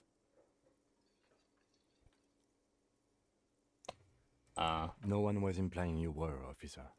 Where were we? We need those What do cues. you need them for? It concerns the case. Please cooperate.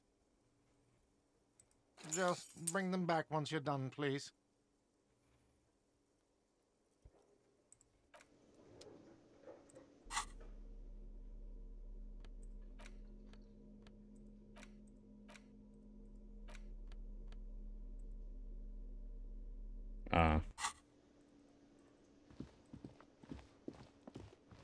Okay, I gotta check this auto run. There has to be. 'Cause I can't keep fucking clicking. It's annoying.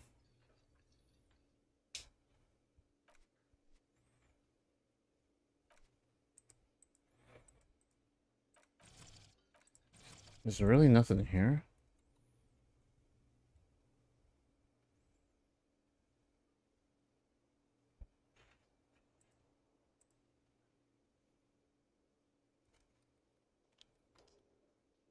Alright, the hell with it.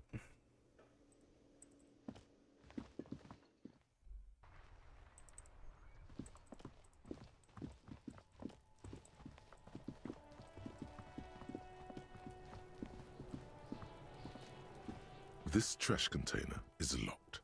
The sliding lid has a padlock that says, whirling in rags. With a Open the padlock with a well-oiled key. crack, the lock pops open. It should now be possible to simply raise the lid. Don't. Maybe you shouldn't. What's this? Open the lid. Another time, maybe. Just the feeling.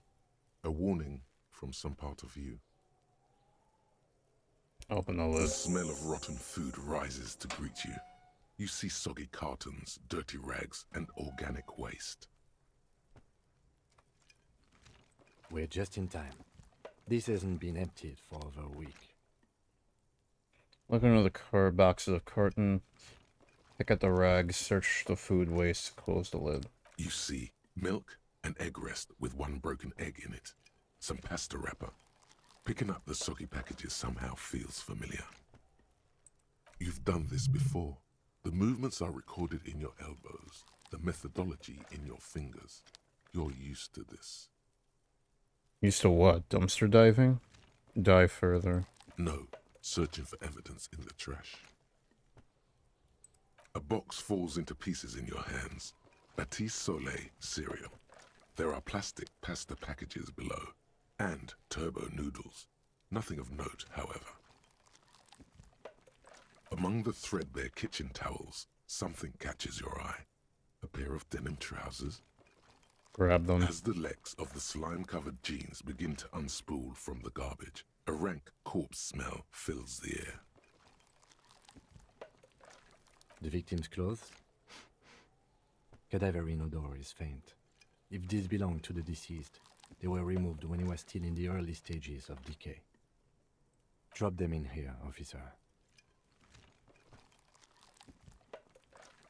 The lieutenant produces a black plastic bag marked evidence from his pocket. Guitar marked blue jeans. Pockets empty or emptied. He wore them with a belt, too. A white belt. The loops appear stretched, but It's in the the container. belt is missing. That's it. Do you see anything else in there? I have another bag here. Something slimy catches your eye. Reach for it. Nope. A drab, long-sleeved shirt, olive-colored, appears from the food waste, dripping with pus. Bag the This shirt. is a military-type overgarment. No label or serial number. This is the kind of rib-knit shirt that's worn over light armor to conceal it in an urban scenario. Anything more? The rest of the rags are just kitchen variety waste. A yellow old mug that catches your eye. But other than that, A thrown out towel, a mug, that's all. All right. We should go to Gart again and ask if he knows who put the clothes in the trash. It could be as simple as someone from the hostel cleaning the yard. Or that one. I'd advise against confronting that force. Yeah, we need to ask the kids who put them there. I think someone from the whirling may have been involved, maybe? Okay, proceed.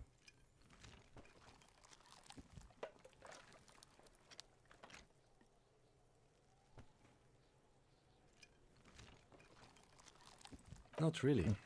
All we know is the victim's clothes are in the trash, the lid was locked, and his establishment had the key. It's just a small loose thread. The fuck's he on about? Kids? You hear that, Kuno? He thinks you're an infant or something. See?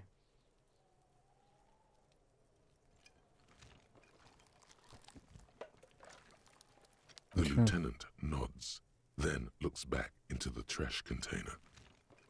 It's just organic waste, cold and slimy on your hands. Apple and potato peels, mostly. Unidentified sludge, and the occasional chicken bone thrown in for good measure. But hey, what's this? What?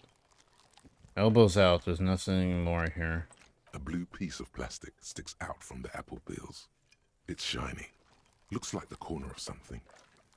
Pick it out. Something larger. A clipboard. A blue plastic clipboard with moist papers hanging from it. They look badly damaged, but you can still make out forms and notes, written in a man's handwriting. Officer, is that your paperwork? No, it can't be. I don't know what this is. Yes, it is. Look. This plastic has the RCM street grid on it. You've even got an autopsy form. Miserable looking slip of paper sticks to the If you board. don't mind me asking, how did this get in the trash? It must have been cramping my style. It has a foreboding quality to it. Maybe I needed to lose it for the gray bloodletting to begin. I don't think I didn't want to be a cop anymore, so I threw it away. Someone from the whirling threw it in the trash. I don't know. I'm boring. I'd rather not talk about it right now.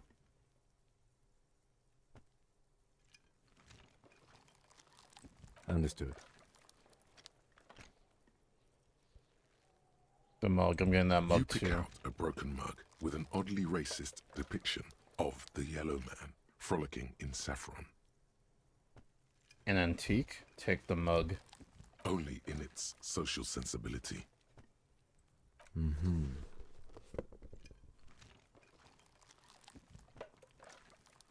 The container sounds a muffled gong. That's one thing off the list. I think we got it all. You said you didn't want to talk about the ledger. However, now that you have it back, it would not hurt to start taking notes on the case. Officially.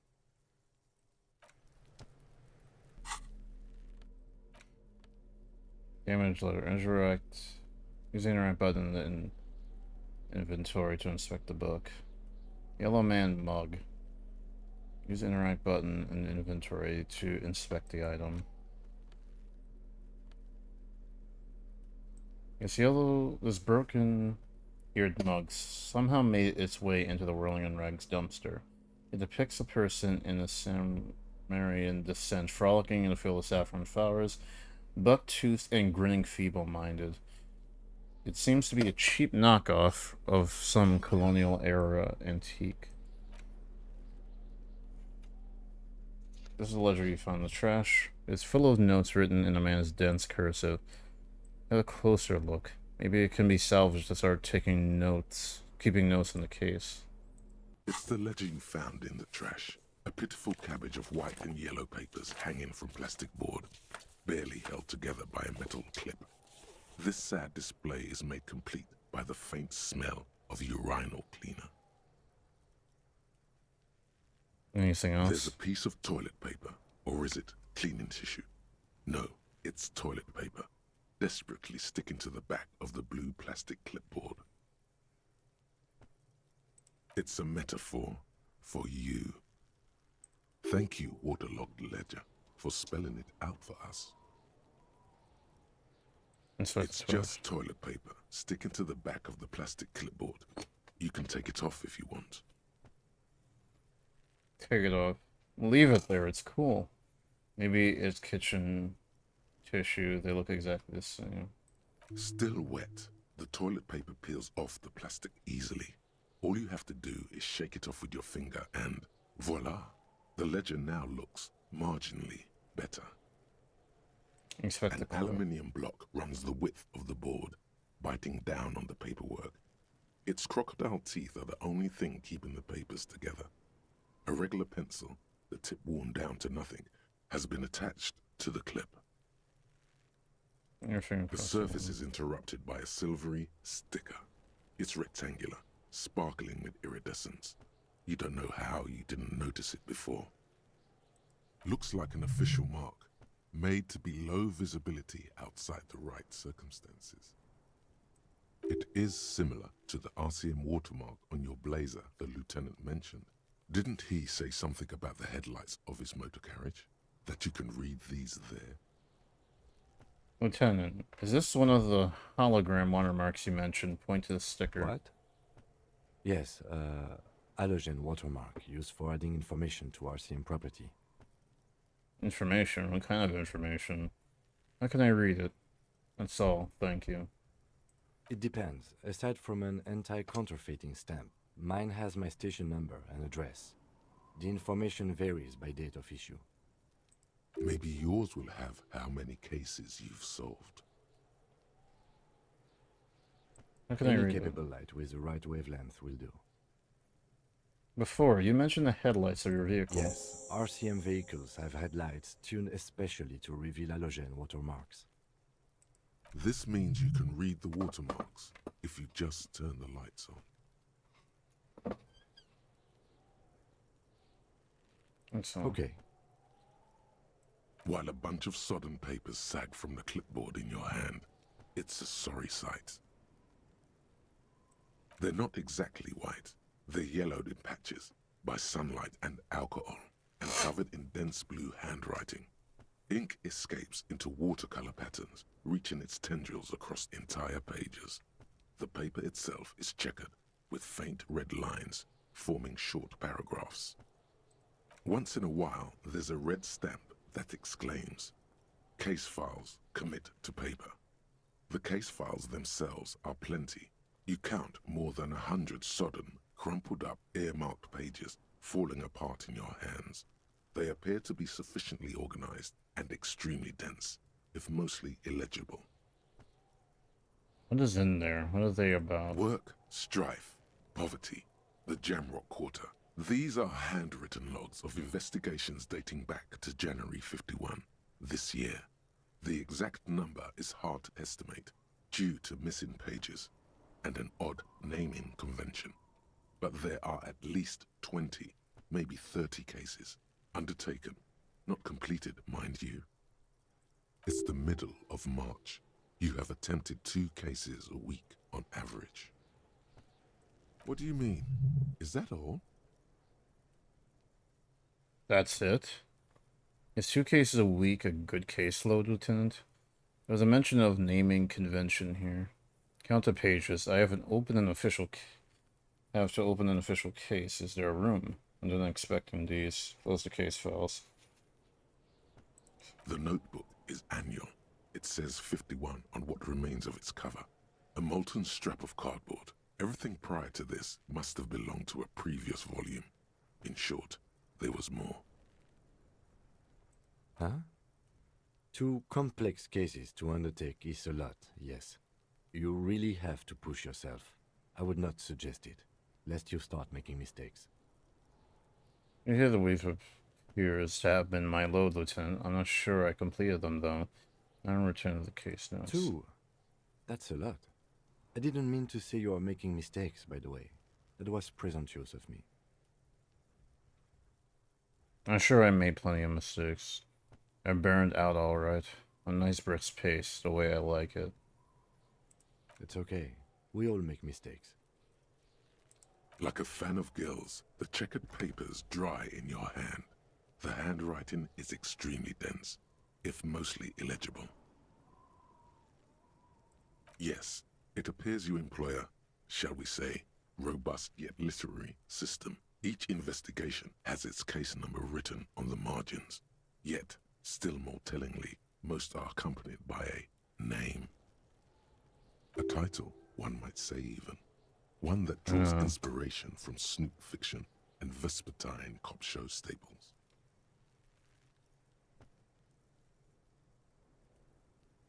Oh my, they're written in capital letters too. I don't wanna. Back to the case files. Yes, all caps. One is called The Next World Mural. Another, The Square Bullet Hole Murders. Another yet, The Unsolvable Case. Others appear more light-hearted. The guys on a couch in an unexpected location, and the murder at the hookah parlor. Even the rare article-free collapsing tenement. Murder features prominently throughout. It's going to take an effort to piece these case files together, but it can be done. Once you're done inspecting them up close. You mean the alphanumeric? Officer, precinct, time of arrival at the scene?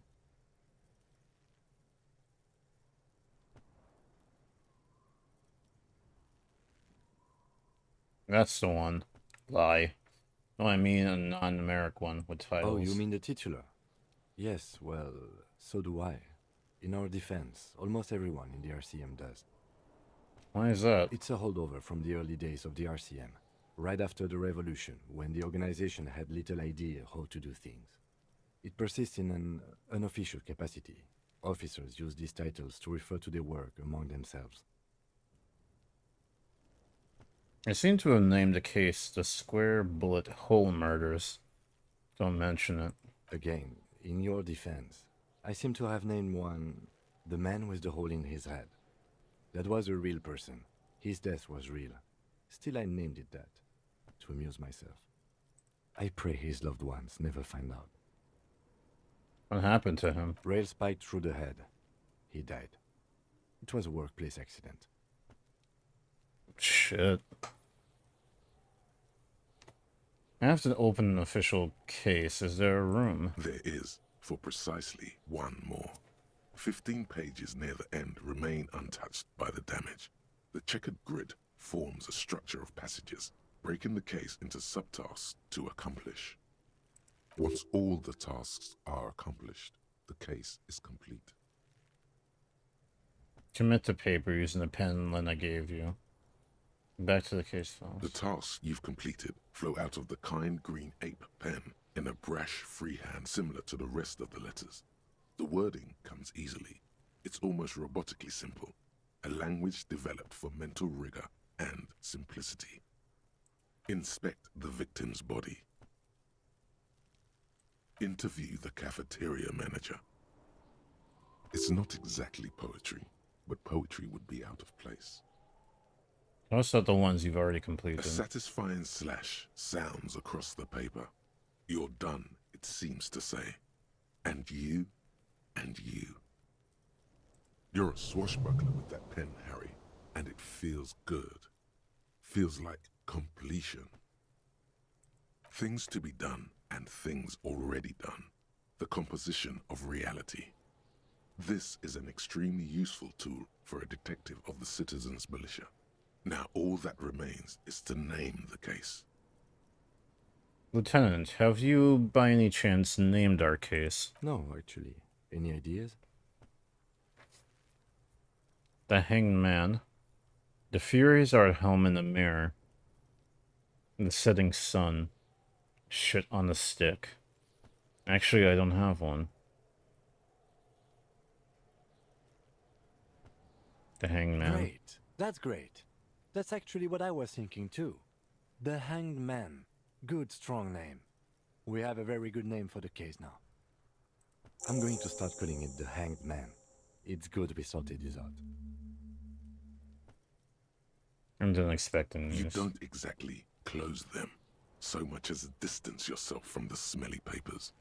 They're a little further from your nose now.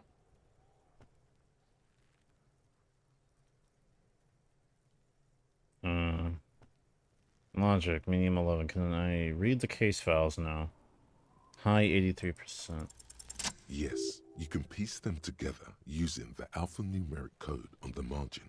It always begins with HDB41, then date of initialization and time of arrival on the scene, followed by the title.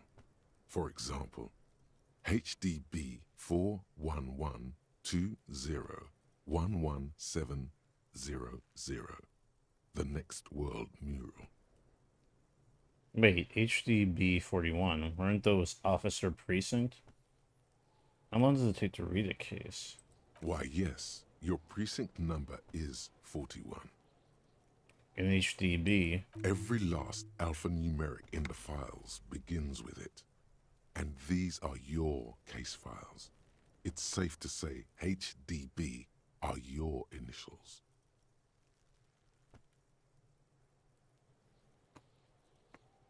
Horace Debbie Berenger? Haram Darjan Bazakin. These aren't my initials, I'm not feeling them. I don't know what to say to that. I think what you meant to say with RAC, Raphael Ambrosius Casto.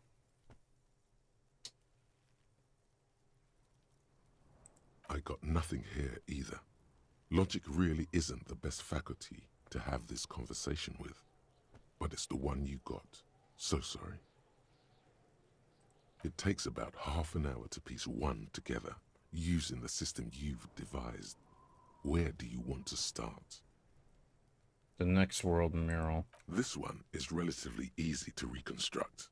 Overnight on 1202, a graffito, nay, a mural, appears on an 8-story tenement overlooking central Jamrock. The building is a sparsely inhabited ghost tower, part of a failed real estate development called Grand Couronne. Cause of failure, rent too high. Yeah, so it should be too expensive. The mural is enormous. 2 silhouettes, a man and a woman, are kissing. The text cut into their form reads, "True love is possible only in the next world. For new people, it is too late for us. Wreak havoc on the middle class." People call it that thing and that fucking thing. It's visible for miles. In 2 days, the station's complaints desk gets clogged with requests to remove the bummer. You and your partner are assigned to the case. The graffito crew is easy to track down. Only the bell lectures have the literage of industrial paint to cover the surface. One of the graffito artists is rumored to be rich. They take responsibility for the execution, but not the design. The ideologue of the next world mural, as the crew calls it, remains an unknown. Wait, do I ever find out who came up with it? Read on. The case files do not show you finding the author of the design. The crew agrees to clean up after themselves. However, your partner, JV, is against the removal, citing public support for conservation. This leads to a debate in Precinct 41, which then spreads to the streets of Jamrock, ending in a rare plebiscite organized by you and the rest of Row 3. The 9,000 people subjected to the mural's message, all of Lakeside, Central Jamrock, and Villa Lobos, plus half of the eminent domain, participate in the vote. Although the case begins with what appears to be a lot of rambling on the streets as to how juvenile and stupid the mural is, given a choice between 2 options. Remove the mural, it is wrong. Keep the mural, it is right.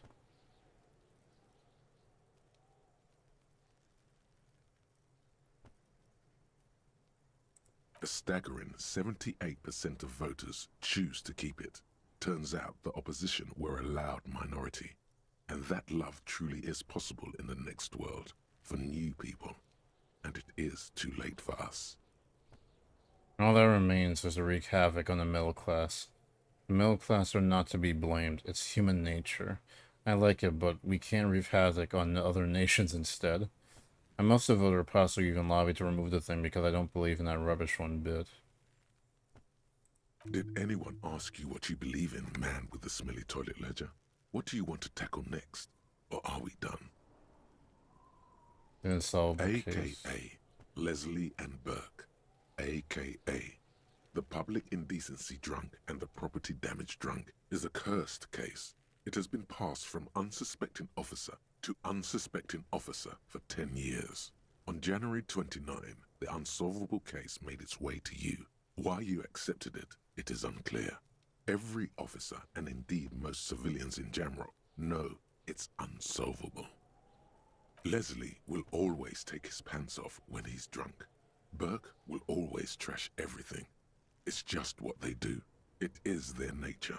You cannot change the nature of a man, and you can't lock them away because public indecency and small-scale property damage are not punishable by incarceration. The only way for Leslie to stop flashing his genitals to bypassers and for Burke to stop dismantling signage and rear-view mirrors would be for them to stop drinking alcohol, which, in their 40s or 50s, it's hard to tell because of their distorted features, is a medical improbability on par with you ceasing to produce the expression. Can we just keep them off the streets? Proceed. You would think that, but you're wrong.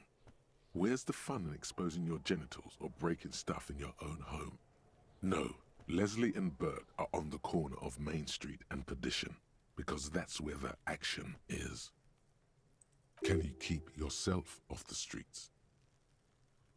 Threatening fines, dragging them to the station, locking them up in the hellholes they live in, locking them up in the station, hypnotherapy, even trying to get the local gang of Zemyaki to take them out.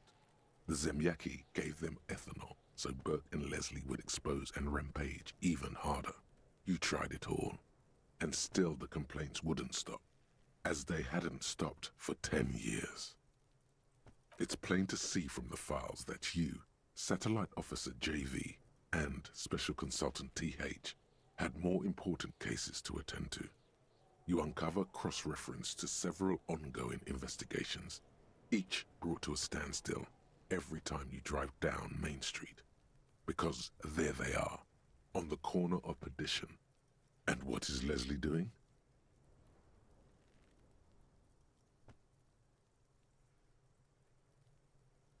Public indecency. Good, you're learning. If the files are to be trusted, that's all there is to it. That and Burke breaking things, and the fact that they're both drunk. But then again, so are you. The case becomes considerably less comic one day when Burke takes a swing at your ledger. He must have it confused with the property he likes to damage. But the joke's on him. You're drunk out of your mind on potent Pilsner. You slam the hardened plastic board in his face. Then you proceed to beat him unconscious with it. In the process, the ledger sustains damage. The compartment within, reserved for permeable documents, is jammed shut. You stop your assault on the now unconscious Burke to open it, but are unable to do so. The officer began to cry, reports Leslie, who, at this point, is tending to Burke. He came at us, and at us. I think he was trying to kill Burko. While trying to kill Burko, you slowly come around. The permeables compartment is open. You've smashed it open on poor Burko's kneecaps. The good news is, Burke can't walk anymore. That's the good news? Can't get out of his apartment, an invalid. With Burke to tend to, Leslie cuts back on the indecent exposure. Maybe he flashes his genitals to Burke, who knows, but both drunks are off the street. The complaints stop. The unsolvable case is solved. Which is also why the officer responsible narrowly escapes a disciplinary hearing. The end. Do you want to read another one? The square bullet hole murders. It would be very interesting to read about these, wouldn't it? I mean, there seems to be a square-shaped entry wound in the victim's forehead. She's been sitting there for weeks, on her rocking chair, with a square hole in her skull, staring at the wall, her mouth agape. But? That's all you got. From the half hour you spent piecing it together, all you know is the entry wound was square-shaped. You never found the bullet. And then, another body showed up, also with a square hole in his forehead. A sequence killer. Who knows? Those pages are missing. What next? One day you may still catch the man with the square gun. A couch in an unexpected Some location. assholes brought their couch outside and hung out on it.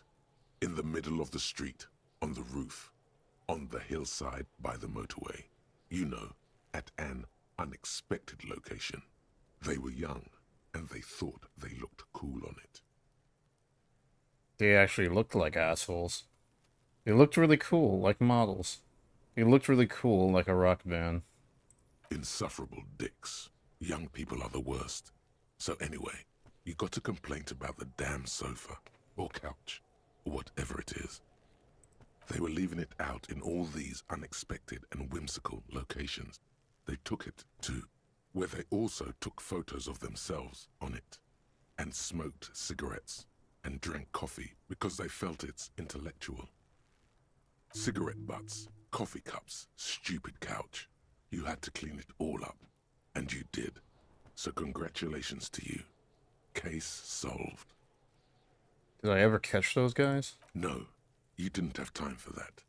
These notes show that you have what is called a real goddamn job. You don't have time to be chasing down the couch assholes. You have a real job to do. What next? Murder at the hookah parlor. Murder. Tum at the hookah parlor was a case originally assigned to an officer called Joseph Mills, who is now dead, of circumstances completely unconnected to murder at the hookah parlor. Wait, how? Right, I want the murder. Beaten to death by a throng of Villalobos gang members when him and his partner J.M., only initials mentioned, answered a call one night. It's a sad story, and it isn't really represented in your case files. Stop stalling and get to the murder at the hookah parlor. Joseph Mills was on this case that he just couldn't solve, was doing it solo, said it was a real nutcracker, a real brain twister, was on it for, like, a month. The captain got impatient. Shit or get off the pot, Mills. Mills didn't get off the pot. Not yet. He kept at it for a couple of weeks more, racking his brains, running with every theory, as outlandish as they seemed. Still couldn't solve the murder at the hookah parlor. Tough case, he said. Toughest he's ever had. Wait, was Joseph Mills a good cop? Go on. No, he was awful. Awful sense of humor, too. The worst jokes you've ever heard. Really rapey. Still, he'd been on it for months now. Said it was the final case. Said it was uncrackable. That murderer vanished into thin air. That goddamn hookah parlor was all he talked about. Okay, so the case is handed to you because Mills isn't getting anywhere, and you look into it. Here's the setup. A young man is found dead in a hookah parlor. You know, those places where you go and smoke bubblegum-flavored vapor all day. And you get high off it? Really cool. Really stupid. No, it's soot and water vapor. It doesn't do anything. Yeah, so anyway, young man in his 20s found with his skull busted open, right on the floor of the hookah parlor, in the middle of the day. No one else is in there, only client that day. In perfect health, too. Some kind of movie producer. No one enters, no one exits. He's just sucking on his watermelon hookah all morning, all noon, like he usually does. He's a regular. No calls, nothing. Just sucking on the hookah until 15:45. Then bam, he's dead on the floor with his skull busted open, blood everywhere. What happened? How can it be? Mills has no idea. Invisible assassin, movie deal gone sour. Girl at the counter did it. Nothing fits. Eerie. Man just dropped dead. So you go to the parlor. You see cushions around the table. Tables low, heavy, really sharp edge. He sucked hookah, stood up, passed out, hit his head on a table, and died? See? You can't even read the thing without solving it. Yeah, it was that. Turns out hookah does do something. It turns off your brain's oxygen supply, and you don't notice it until you get up to go to the bathroom. He must have sucked a lot of it. And what was he doing there for 6 hours? Yeah, he liked his hookah. Stephen was his name. Smoking hookah. Didn't you hear? I don't know. Trying to come up with a movie script, maybe. Anyway, that was Murder at the Hookah Parlor. Joseph Mills wasn't a good detective, and about 30 minutes has passed, piecing it together. Next. I can revisit this. Put the case files Not away. much has changed in the meanwhile. A bunch of sodden papers still sags from the clipboard. In the back, you see thin, translucent copy paper. Some neon yellow, some bright red, all covered in boxes, like marching armies. These look like official forms, waiting to be filled out. Then rip them from the binder and hand them out, according to type of form.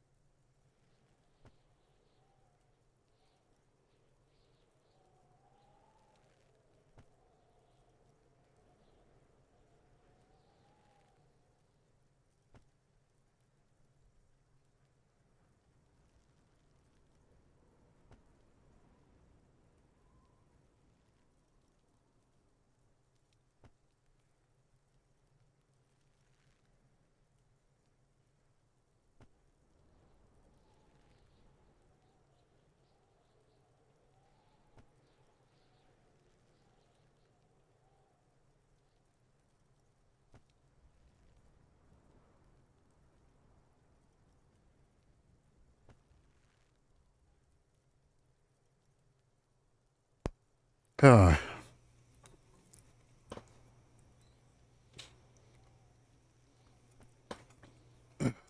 Hydrate.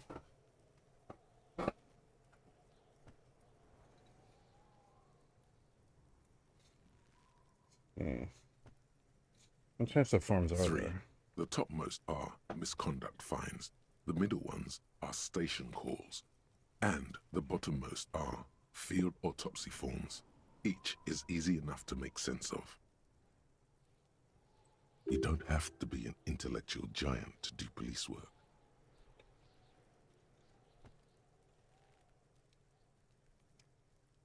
Misconduct fine. Station call. Field autopsy. Enough of these close forms. A monetary penalization ranging from 20 to 250 real. Severe cases allow for 1,000 real, but that requires special paperwork. The details of issuing these fines are spread out over the rest of the fields.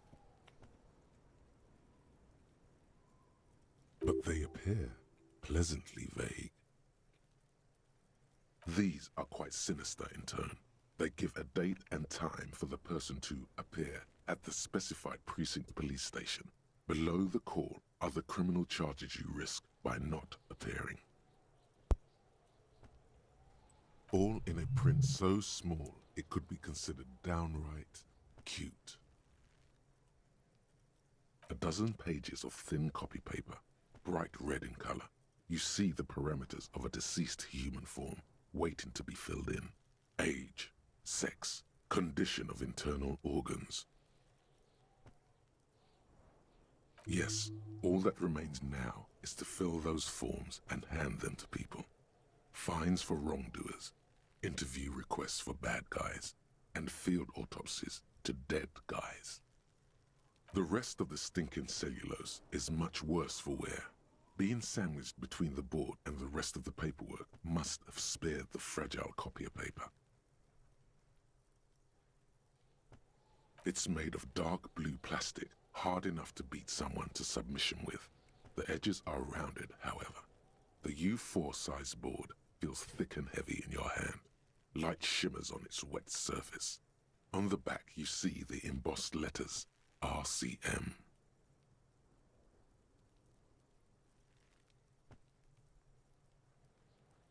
Take the ledger. Back to the rest of this mess. Something rattles inside, ever so lightly. Is there a hidden compartment?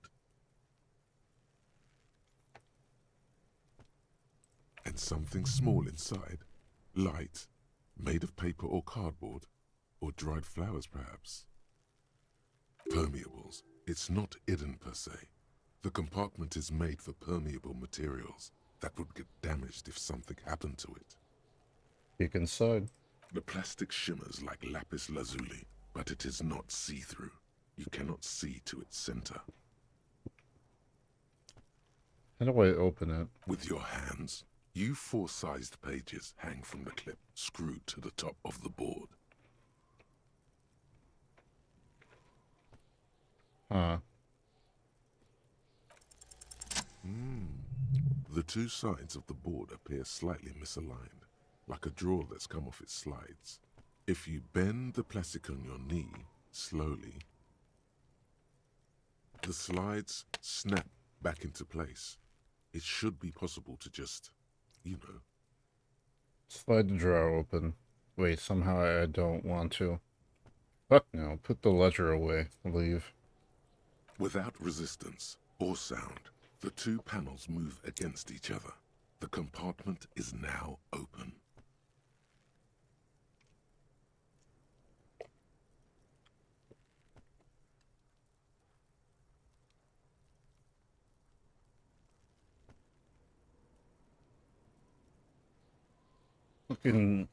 Look inside. 2 ticket stubs and a handmade postcard. Pick up the ticket stubs. Pick up the card. Proceed. Fucking kill yourself, you asshole. Close the permeables compartment. 2 octopuses are smiling, reaching their tentacles toward each other in the colored pencil drawings.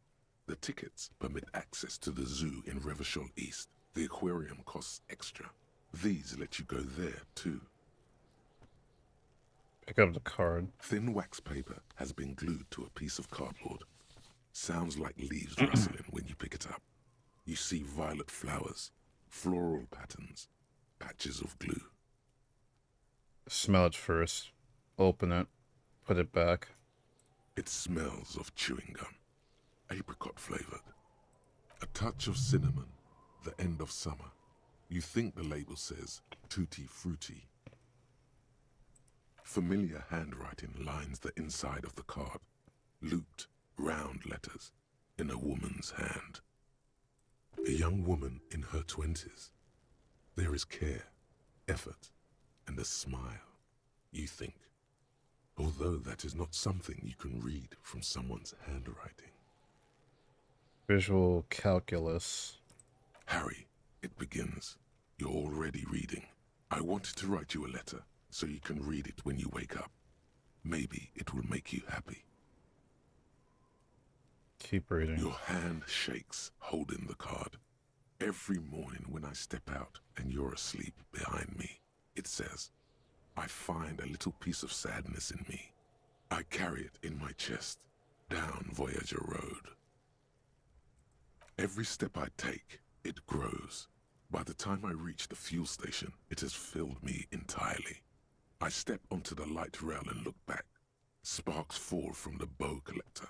I know it will be like this until late afternoon, when I get off the 42 and walk back to you.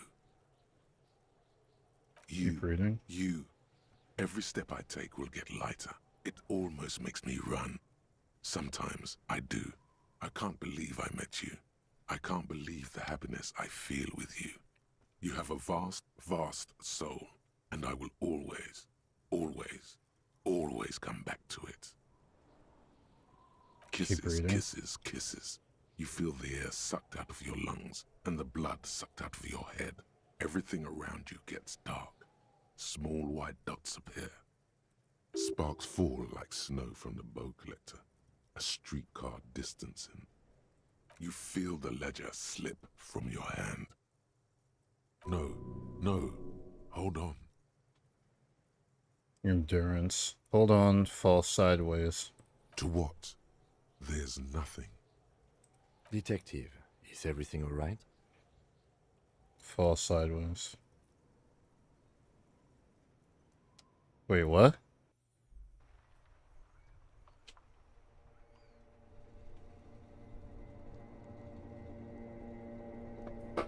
Huh? You get a title screen?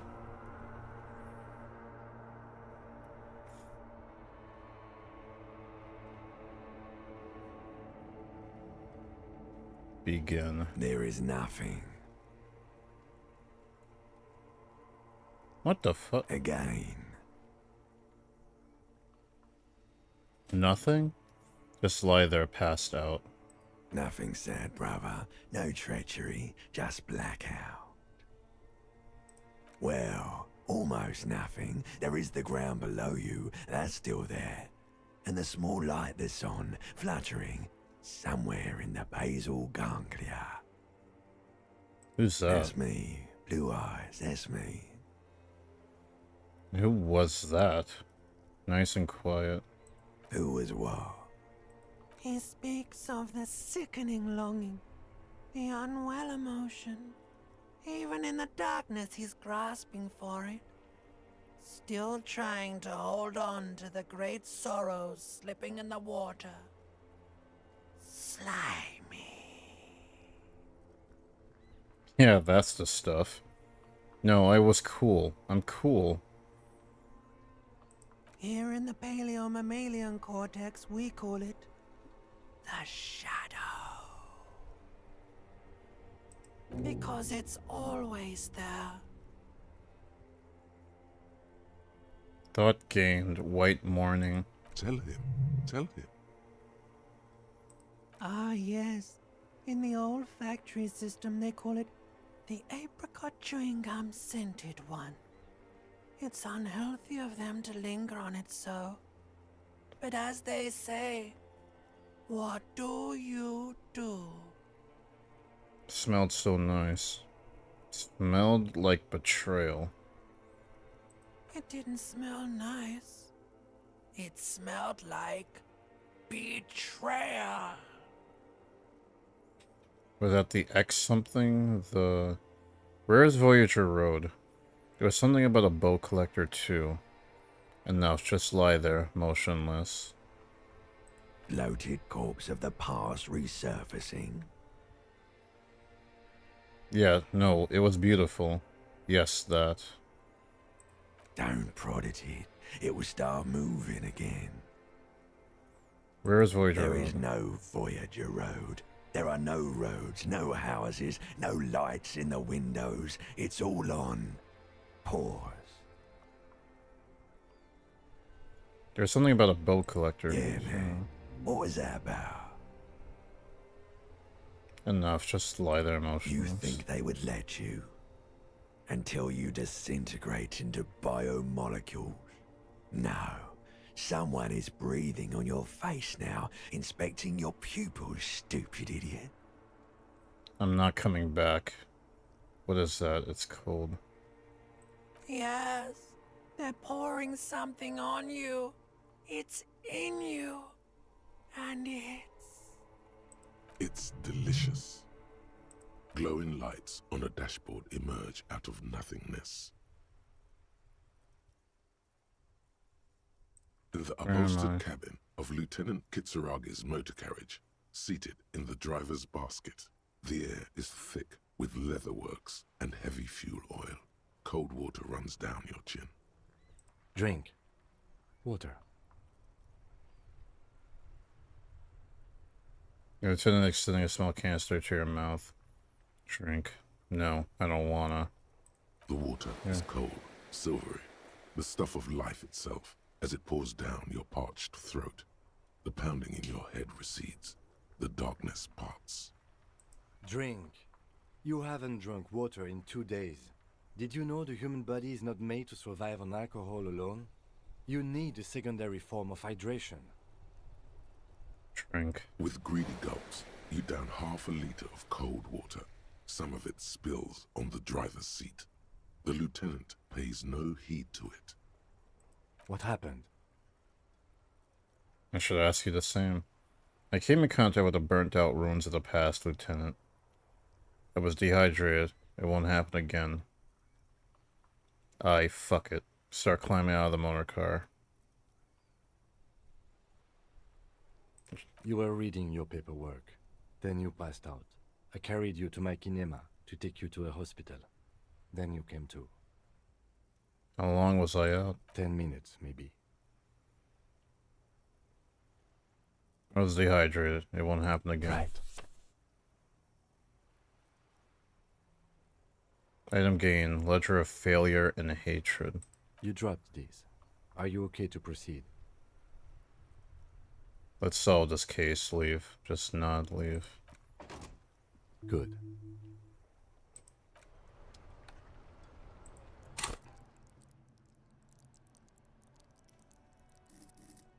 I assume level up one of these, which is...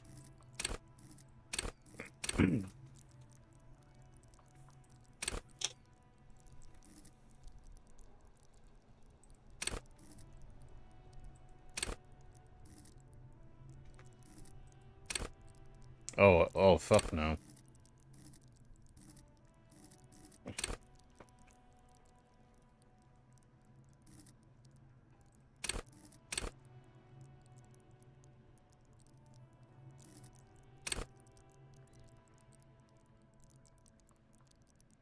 Visual calculus. Make laws of physics work for the law.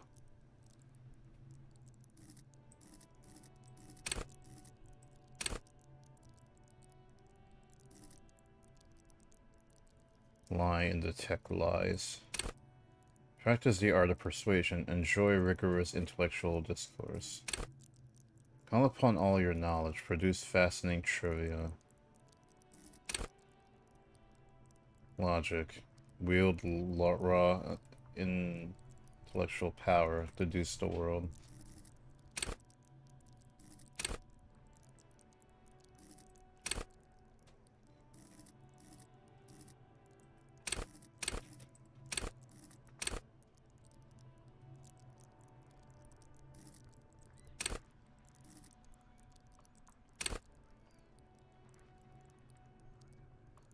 Half-light, let the body take control, threaten people.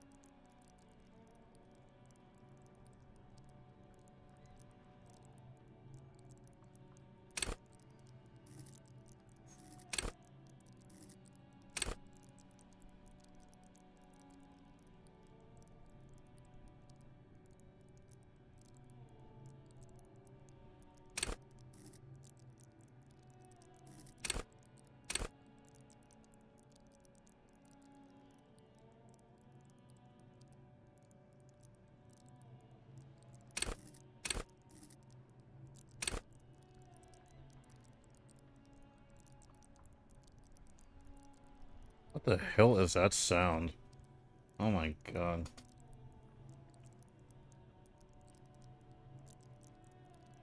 I think there's something crawling on my brain.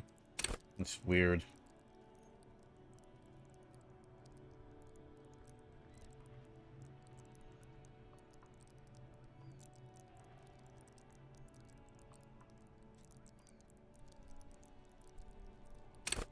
I guess overlap logic.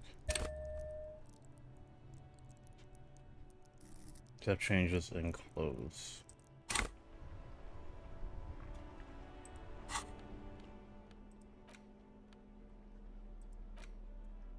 It's the ledger you found in the trash. A cabbage of papers hanging from the board, with the permeables drawer inside. It's barely held together by a clip, then made complete by the faint smell of urinal cleaner. Without resistance or sound, the two panels move against each other. The compartment is now open. Inside, you see 2 ticket stubs and a handmade postcard. The words just crossed your mind somehow. Who were they for? Blank. Who do you think? It's slightly, ever so slightly, difficult to breathe once you've done so. The drawer is locked. Blue ink drips from the white pages in your hand.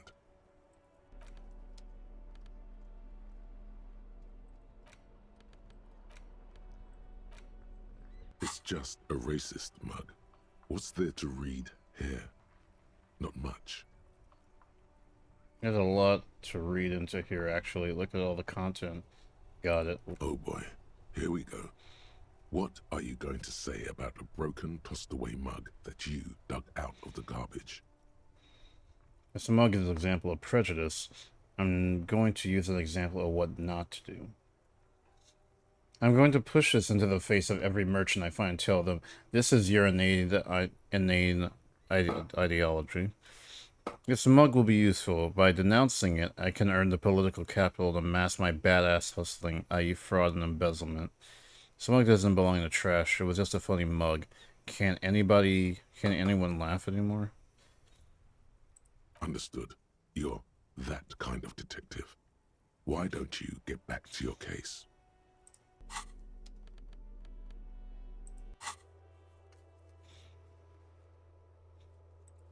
Who put clothes in the trash? The victim's clothes were in the trash container out back, neatly folded. Who would have put them there, and why? Only the whirling staff was supposed to have the key. Ask Kuno if he knows anything about the victim's clothes in the trash. Ask Gart if he knows how the victim's clothes got in the trash.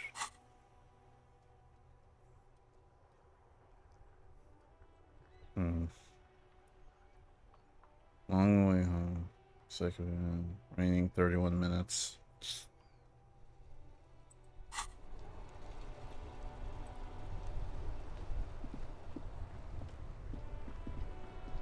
Before you stands a motor carriage. The bodywork is covered in blue and white livery, bearing the number 57. This must be the infernal machine that tore you from oblivion. The Caprice Kinema motor carriage. In the cabin, you are welcomed by a set of steering levers, a radio microphone on a hook, a pull-out toolbox under the seat. and the soft glow of the fuel preheater gauge. A scent of leatherwork and heavy fuel oils washes over you. Kim, how do I turn on the headlights? Pick up the radio. Pull out the pull-out toolbox. Run your fingers over one of the steering levers. Close the door. Alright. Ready? I turn, you press start. It's next to the preheater. The dashboard lights up Press with engine orange start. glow. The rounds per minute gauge jumps, and the engine of the Caprice Canelo comes to life with a whiny growl. Jesus, like a that was leopard loud. waking from its sleep, yawning and roaring at the same time. Press the button labeled The headlights. lights unfold with a little click, casting electrical light onto the ground before the vehicle.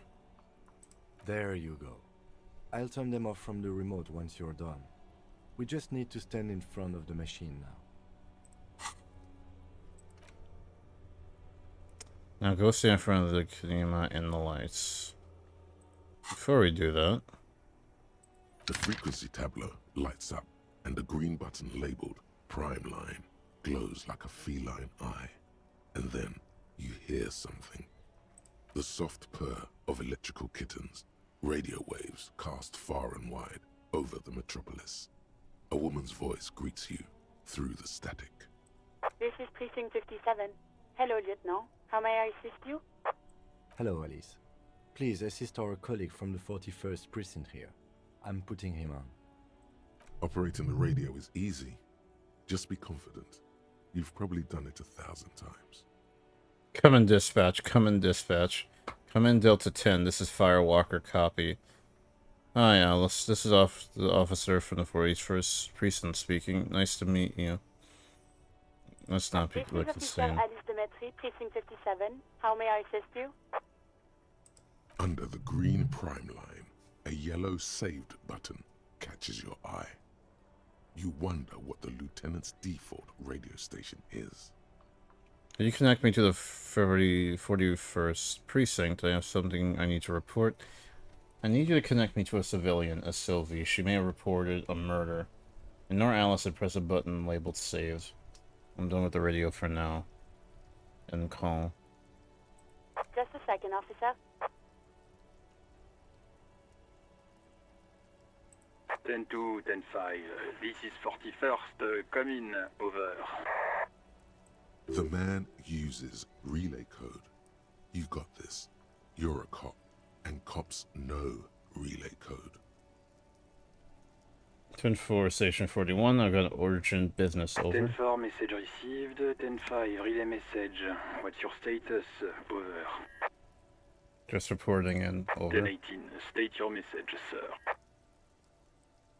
I need to report my badge missing. I'm in dire need of financial assistance. This might sound odd, but there's personal details I'd like to discuss.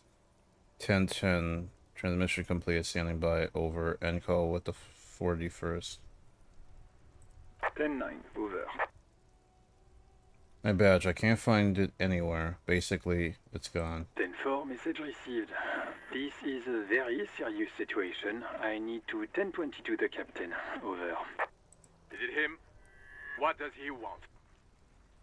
Oof. Says he lost his badge and needs to report it. He what? He lost his badge? Hey, who is this? Say nothing. Who lost his badge? Dick fucking Mullen. Who do you think? It's Officer Dick Mullen from the bestseller Dick Mullen and the Lost Identity. He says fighting off last. Dick Mullen is not your name. It's the name of a fictional detective who would not lose his badge. Defend yourself. Immediately. They're laughing at you. Come on, operator. Tell him to stop. This is serious. Officer lost his badge. Haha. Like I'm the first cop to ever misplace his badge. Can we just move on? I wanted to get reported and be done with it.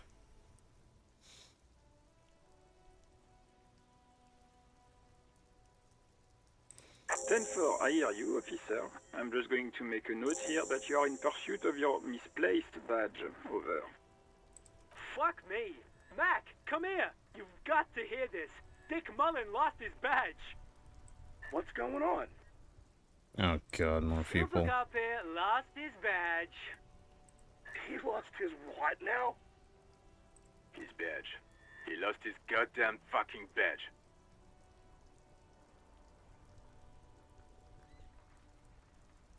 Can you all please stop? Can you just stop saying he lost his badge He for a asked moment you now? to please stop saying he lost his badge. Why? Did he find it? Sergeant Orson was wondering if you found your badge yet. Over. You don't have a comeback. Sorry. It's hard to think like this. Say He's nothing. not replying. Looks like he's still looking for it. You can hear laughter in the background. 10-9, come again. I didn't get that. Over.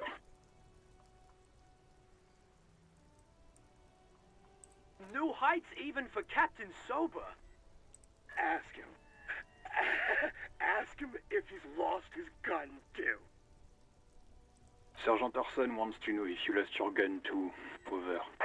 Check your pockets. Check your... Holy fuck. You don't know where it is, do you? Oh god, it's not here. I don't have my gun? Okay, it's gone. Your gun is most definitely gone. 10-9, come in, officer. Did you get my question? We were wondering about your gun. Over. Drama 11. Convince him that you didn't lose your gun. Fuck it. Lying over the phone, it's easy. Just say it like it's the truth. And then it becomes it. No, of course I didn't lose my gun. Thank God for that. That would have been a nightmare. I don't even want to imagine the poor prick who has to relay that kind of news to the captain. Losing his badge is bad enough. Tell him to find it, and fast. We can't have some gangbanger running around with it. We're all glad to hear you've not lost your gun, officer. You need further assistance? Over. Listen, I've actually lost my gun too. Let's not let them know about that. I'm in dire need of financial assistance. 10-4, I hear you. I don't have the authority to grant your request, but... What does he want now? He's asking for money. Is he fucking kidding? I don't think he is. Don't give that asshole anything. He's just gonna drink it all. Alright, that's a negative on the additional funds, sir. Over. It's paramount that the investigation that you grant me more money. Please, I'm bailing you here. I don't even have a place to sleep tonight. Here, I've heard you no funds. He says it's important to the case. He isn't getting a red cent. You can tell him that. Request denied, sir. Over.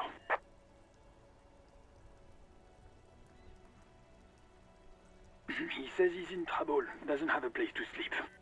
Well, I guess he'd better crack the case before sundown then. Vigmar said... Please, I don't want to be here anymore. I want to go home. Please come and get me. Okay, I heard you. No funds. Anything else, sir? Over. Okay, 10-4, sir. I hear you. Relay your question. Over. Wait. Before you say anything stupid, think it through. What's there to think about? I need information, not fear. You're going to be looking at a straitjacket if you tell everyone you lost your memory. Be smart about this. Ask if he's there alone. 10-4, sir. I'm not hearing your question. Hold on, are you alone in the room? I need some confidential information about myself. I want to know if you got my badge's description right in your report. Could you read it to me? Name, rank, date of birth. I'm looking for my address. I don't know where I live. Please refer to me with my full name in the future. Any news about my family? Have I ever told you about my life before the RCM? That's a negative, sir. I got 10-12 visitors present here. Over.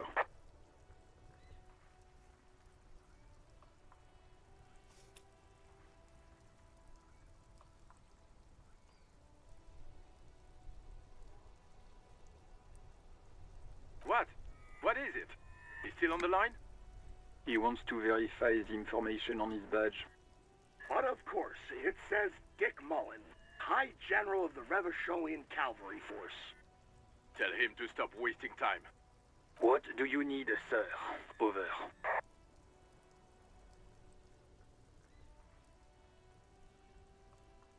Ten. Excuse me, sir. Over. I just thought you might have heard of them, that's all. No, sir, I haven't.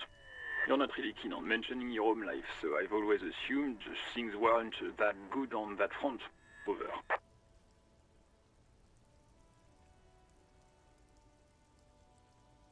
Okay, so yeah, we can roll this one out. You refer to me when I film them in the future. Repeat message? I didn't get that, sir. Over. Say my name. Stop calling me sir. Can you just use my real goddamn name, will you? What? What is it? What can he possibly still want from us? He seems intoxicated and keeps asking me to call him by his name. Mullen's drunk and emotionally aggressive. That's new. Wrap it up. Don't indulge in his drunken antics. Yeah, let's wrap this up. Understood, sir. Over.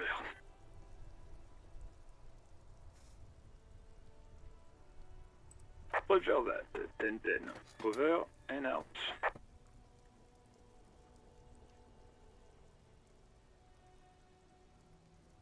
A metallic drawer slides out from under the seat and clicks into place. The tools inside are neatly organized. Take what you need, officer. It's going to be a long case. I'm not protective of my tools, like some men are. Take the red tip pry The bar. pry bar feels nice and cold in your hand, heavier than you'd think. Useful for opening all sorts of doors and lids. Take the rubber-handled chain cutters. The handles are long and sleek. Snap, snap, go the cutters in your hand. You can do good work with these.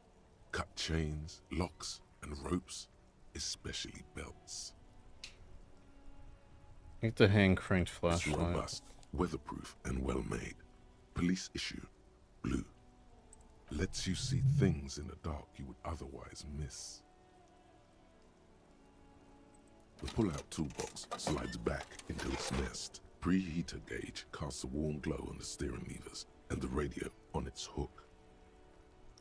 The white suede feels luxurious under the touch, and the metal clutch handle so very familiar in your palm. Your fingers waste no time closing around the handle. Clutch disengaged. Release the handle. Clutch drops. Right foot yearns for the familiar touch of the accelerator pedal. You have synced with the machine's mechanical circulation. Do I know how to operate this You machine? feel an uninterrupted connection to the mechanics. Wait, does it mean I know how to pilot it? After a while, you realize silence is your only answer. Do what you will with it. Of course it's only in your head. Of course it is. But it almost feels as if the clutch handle is gently squeezing back. How are you, my friend? The smell of freshly treated leather, the lack of dirt and dust on the dashboard, and a neat little brush in the cup holder, all seem to be whispering, I'm good, cherished and cared for, in the hands of a tending owner. Where have you been? Uh-oh. Despair creeps into you, getting fat on your weakness. Whatever noble intentions you once had as a police officer, it's eating them all up now. You're still coming up with sentences. That's a step up from total annihilation, right? I'm seriously running out the shits to give. Let corpses hang on trees. I'm quitting. Fuck you. I've wasted my life protecting humans. They don't deserve it. I'm done. No one even likes cops. I wish I was fucking dead. Fuck you, fuck you.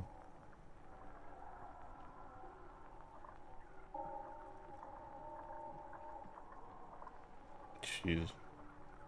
Yes, it can be difficult to be on the receiving end of so much distrust and outright hatred. Nothing you can say would make you feel any better now. Cop gives up the detective genre. Oh, for wow. social realism. Another police officer resigned from the RCM following a What the nervous fuck? breakdown. He now lives under a bridge, drinking and occasionally throwing excrement at passers-by, shouting, "I never loved that woman." When asked to comment, former colleagues objected to the theory that his psychological disintegration was precipitated by his wife leaving him. "It's because the Furrows lost that match," said Captain Ptolemy Price, once the man's superior officer. "It's because he couldn't get a big gun from acquisitions, and anyway, police work really burns you out after a while," Satellite Officer Jean-Vic Mayer, the deranged former cop's partner, commented. Sergeant Matt Dawson, another former colleague, did not propose any theories, merely saying, "Whatever happened to him wasn't about birds. He got fucked, that's all." Oh wow, that was actually an ending. Holy shit, that would... Wow. You can't get an ending that early. What the fuck?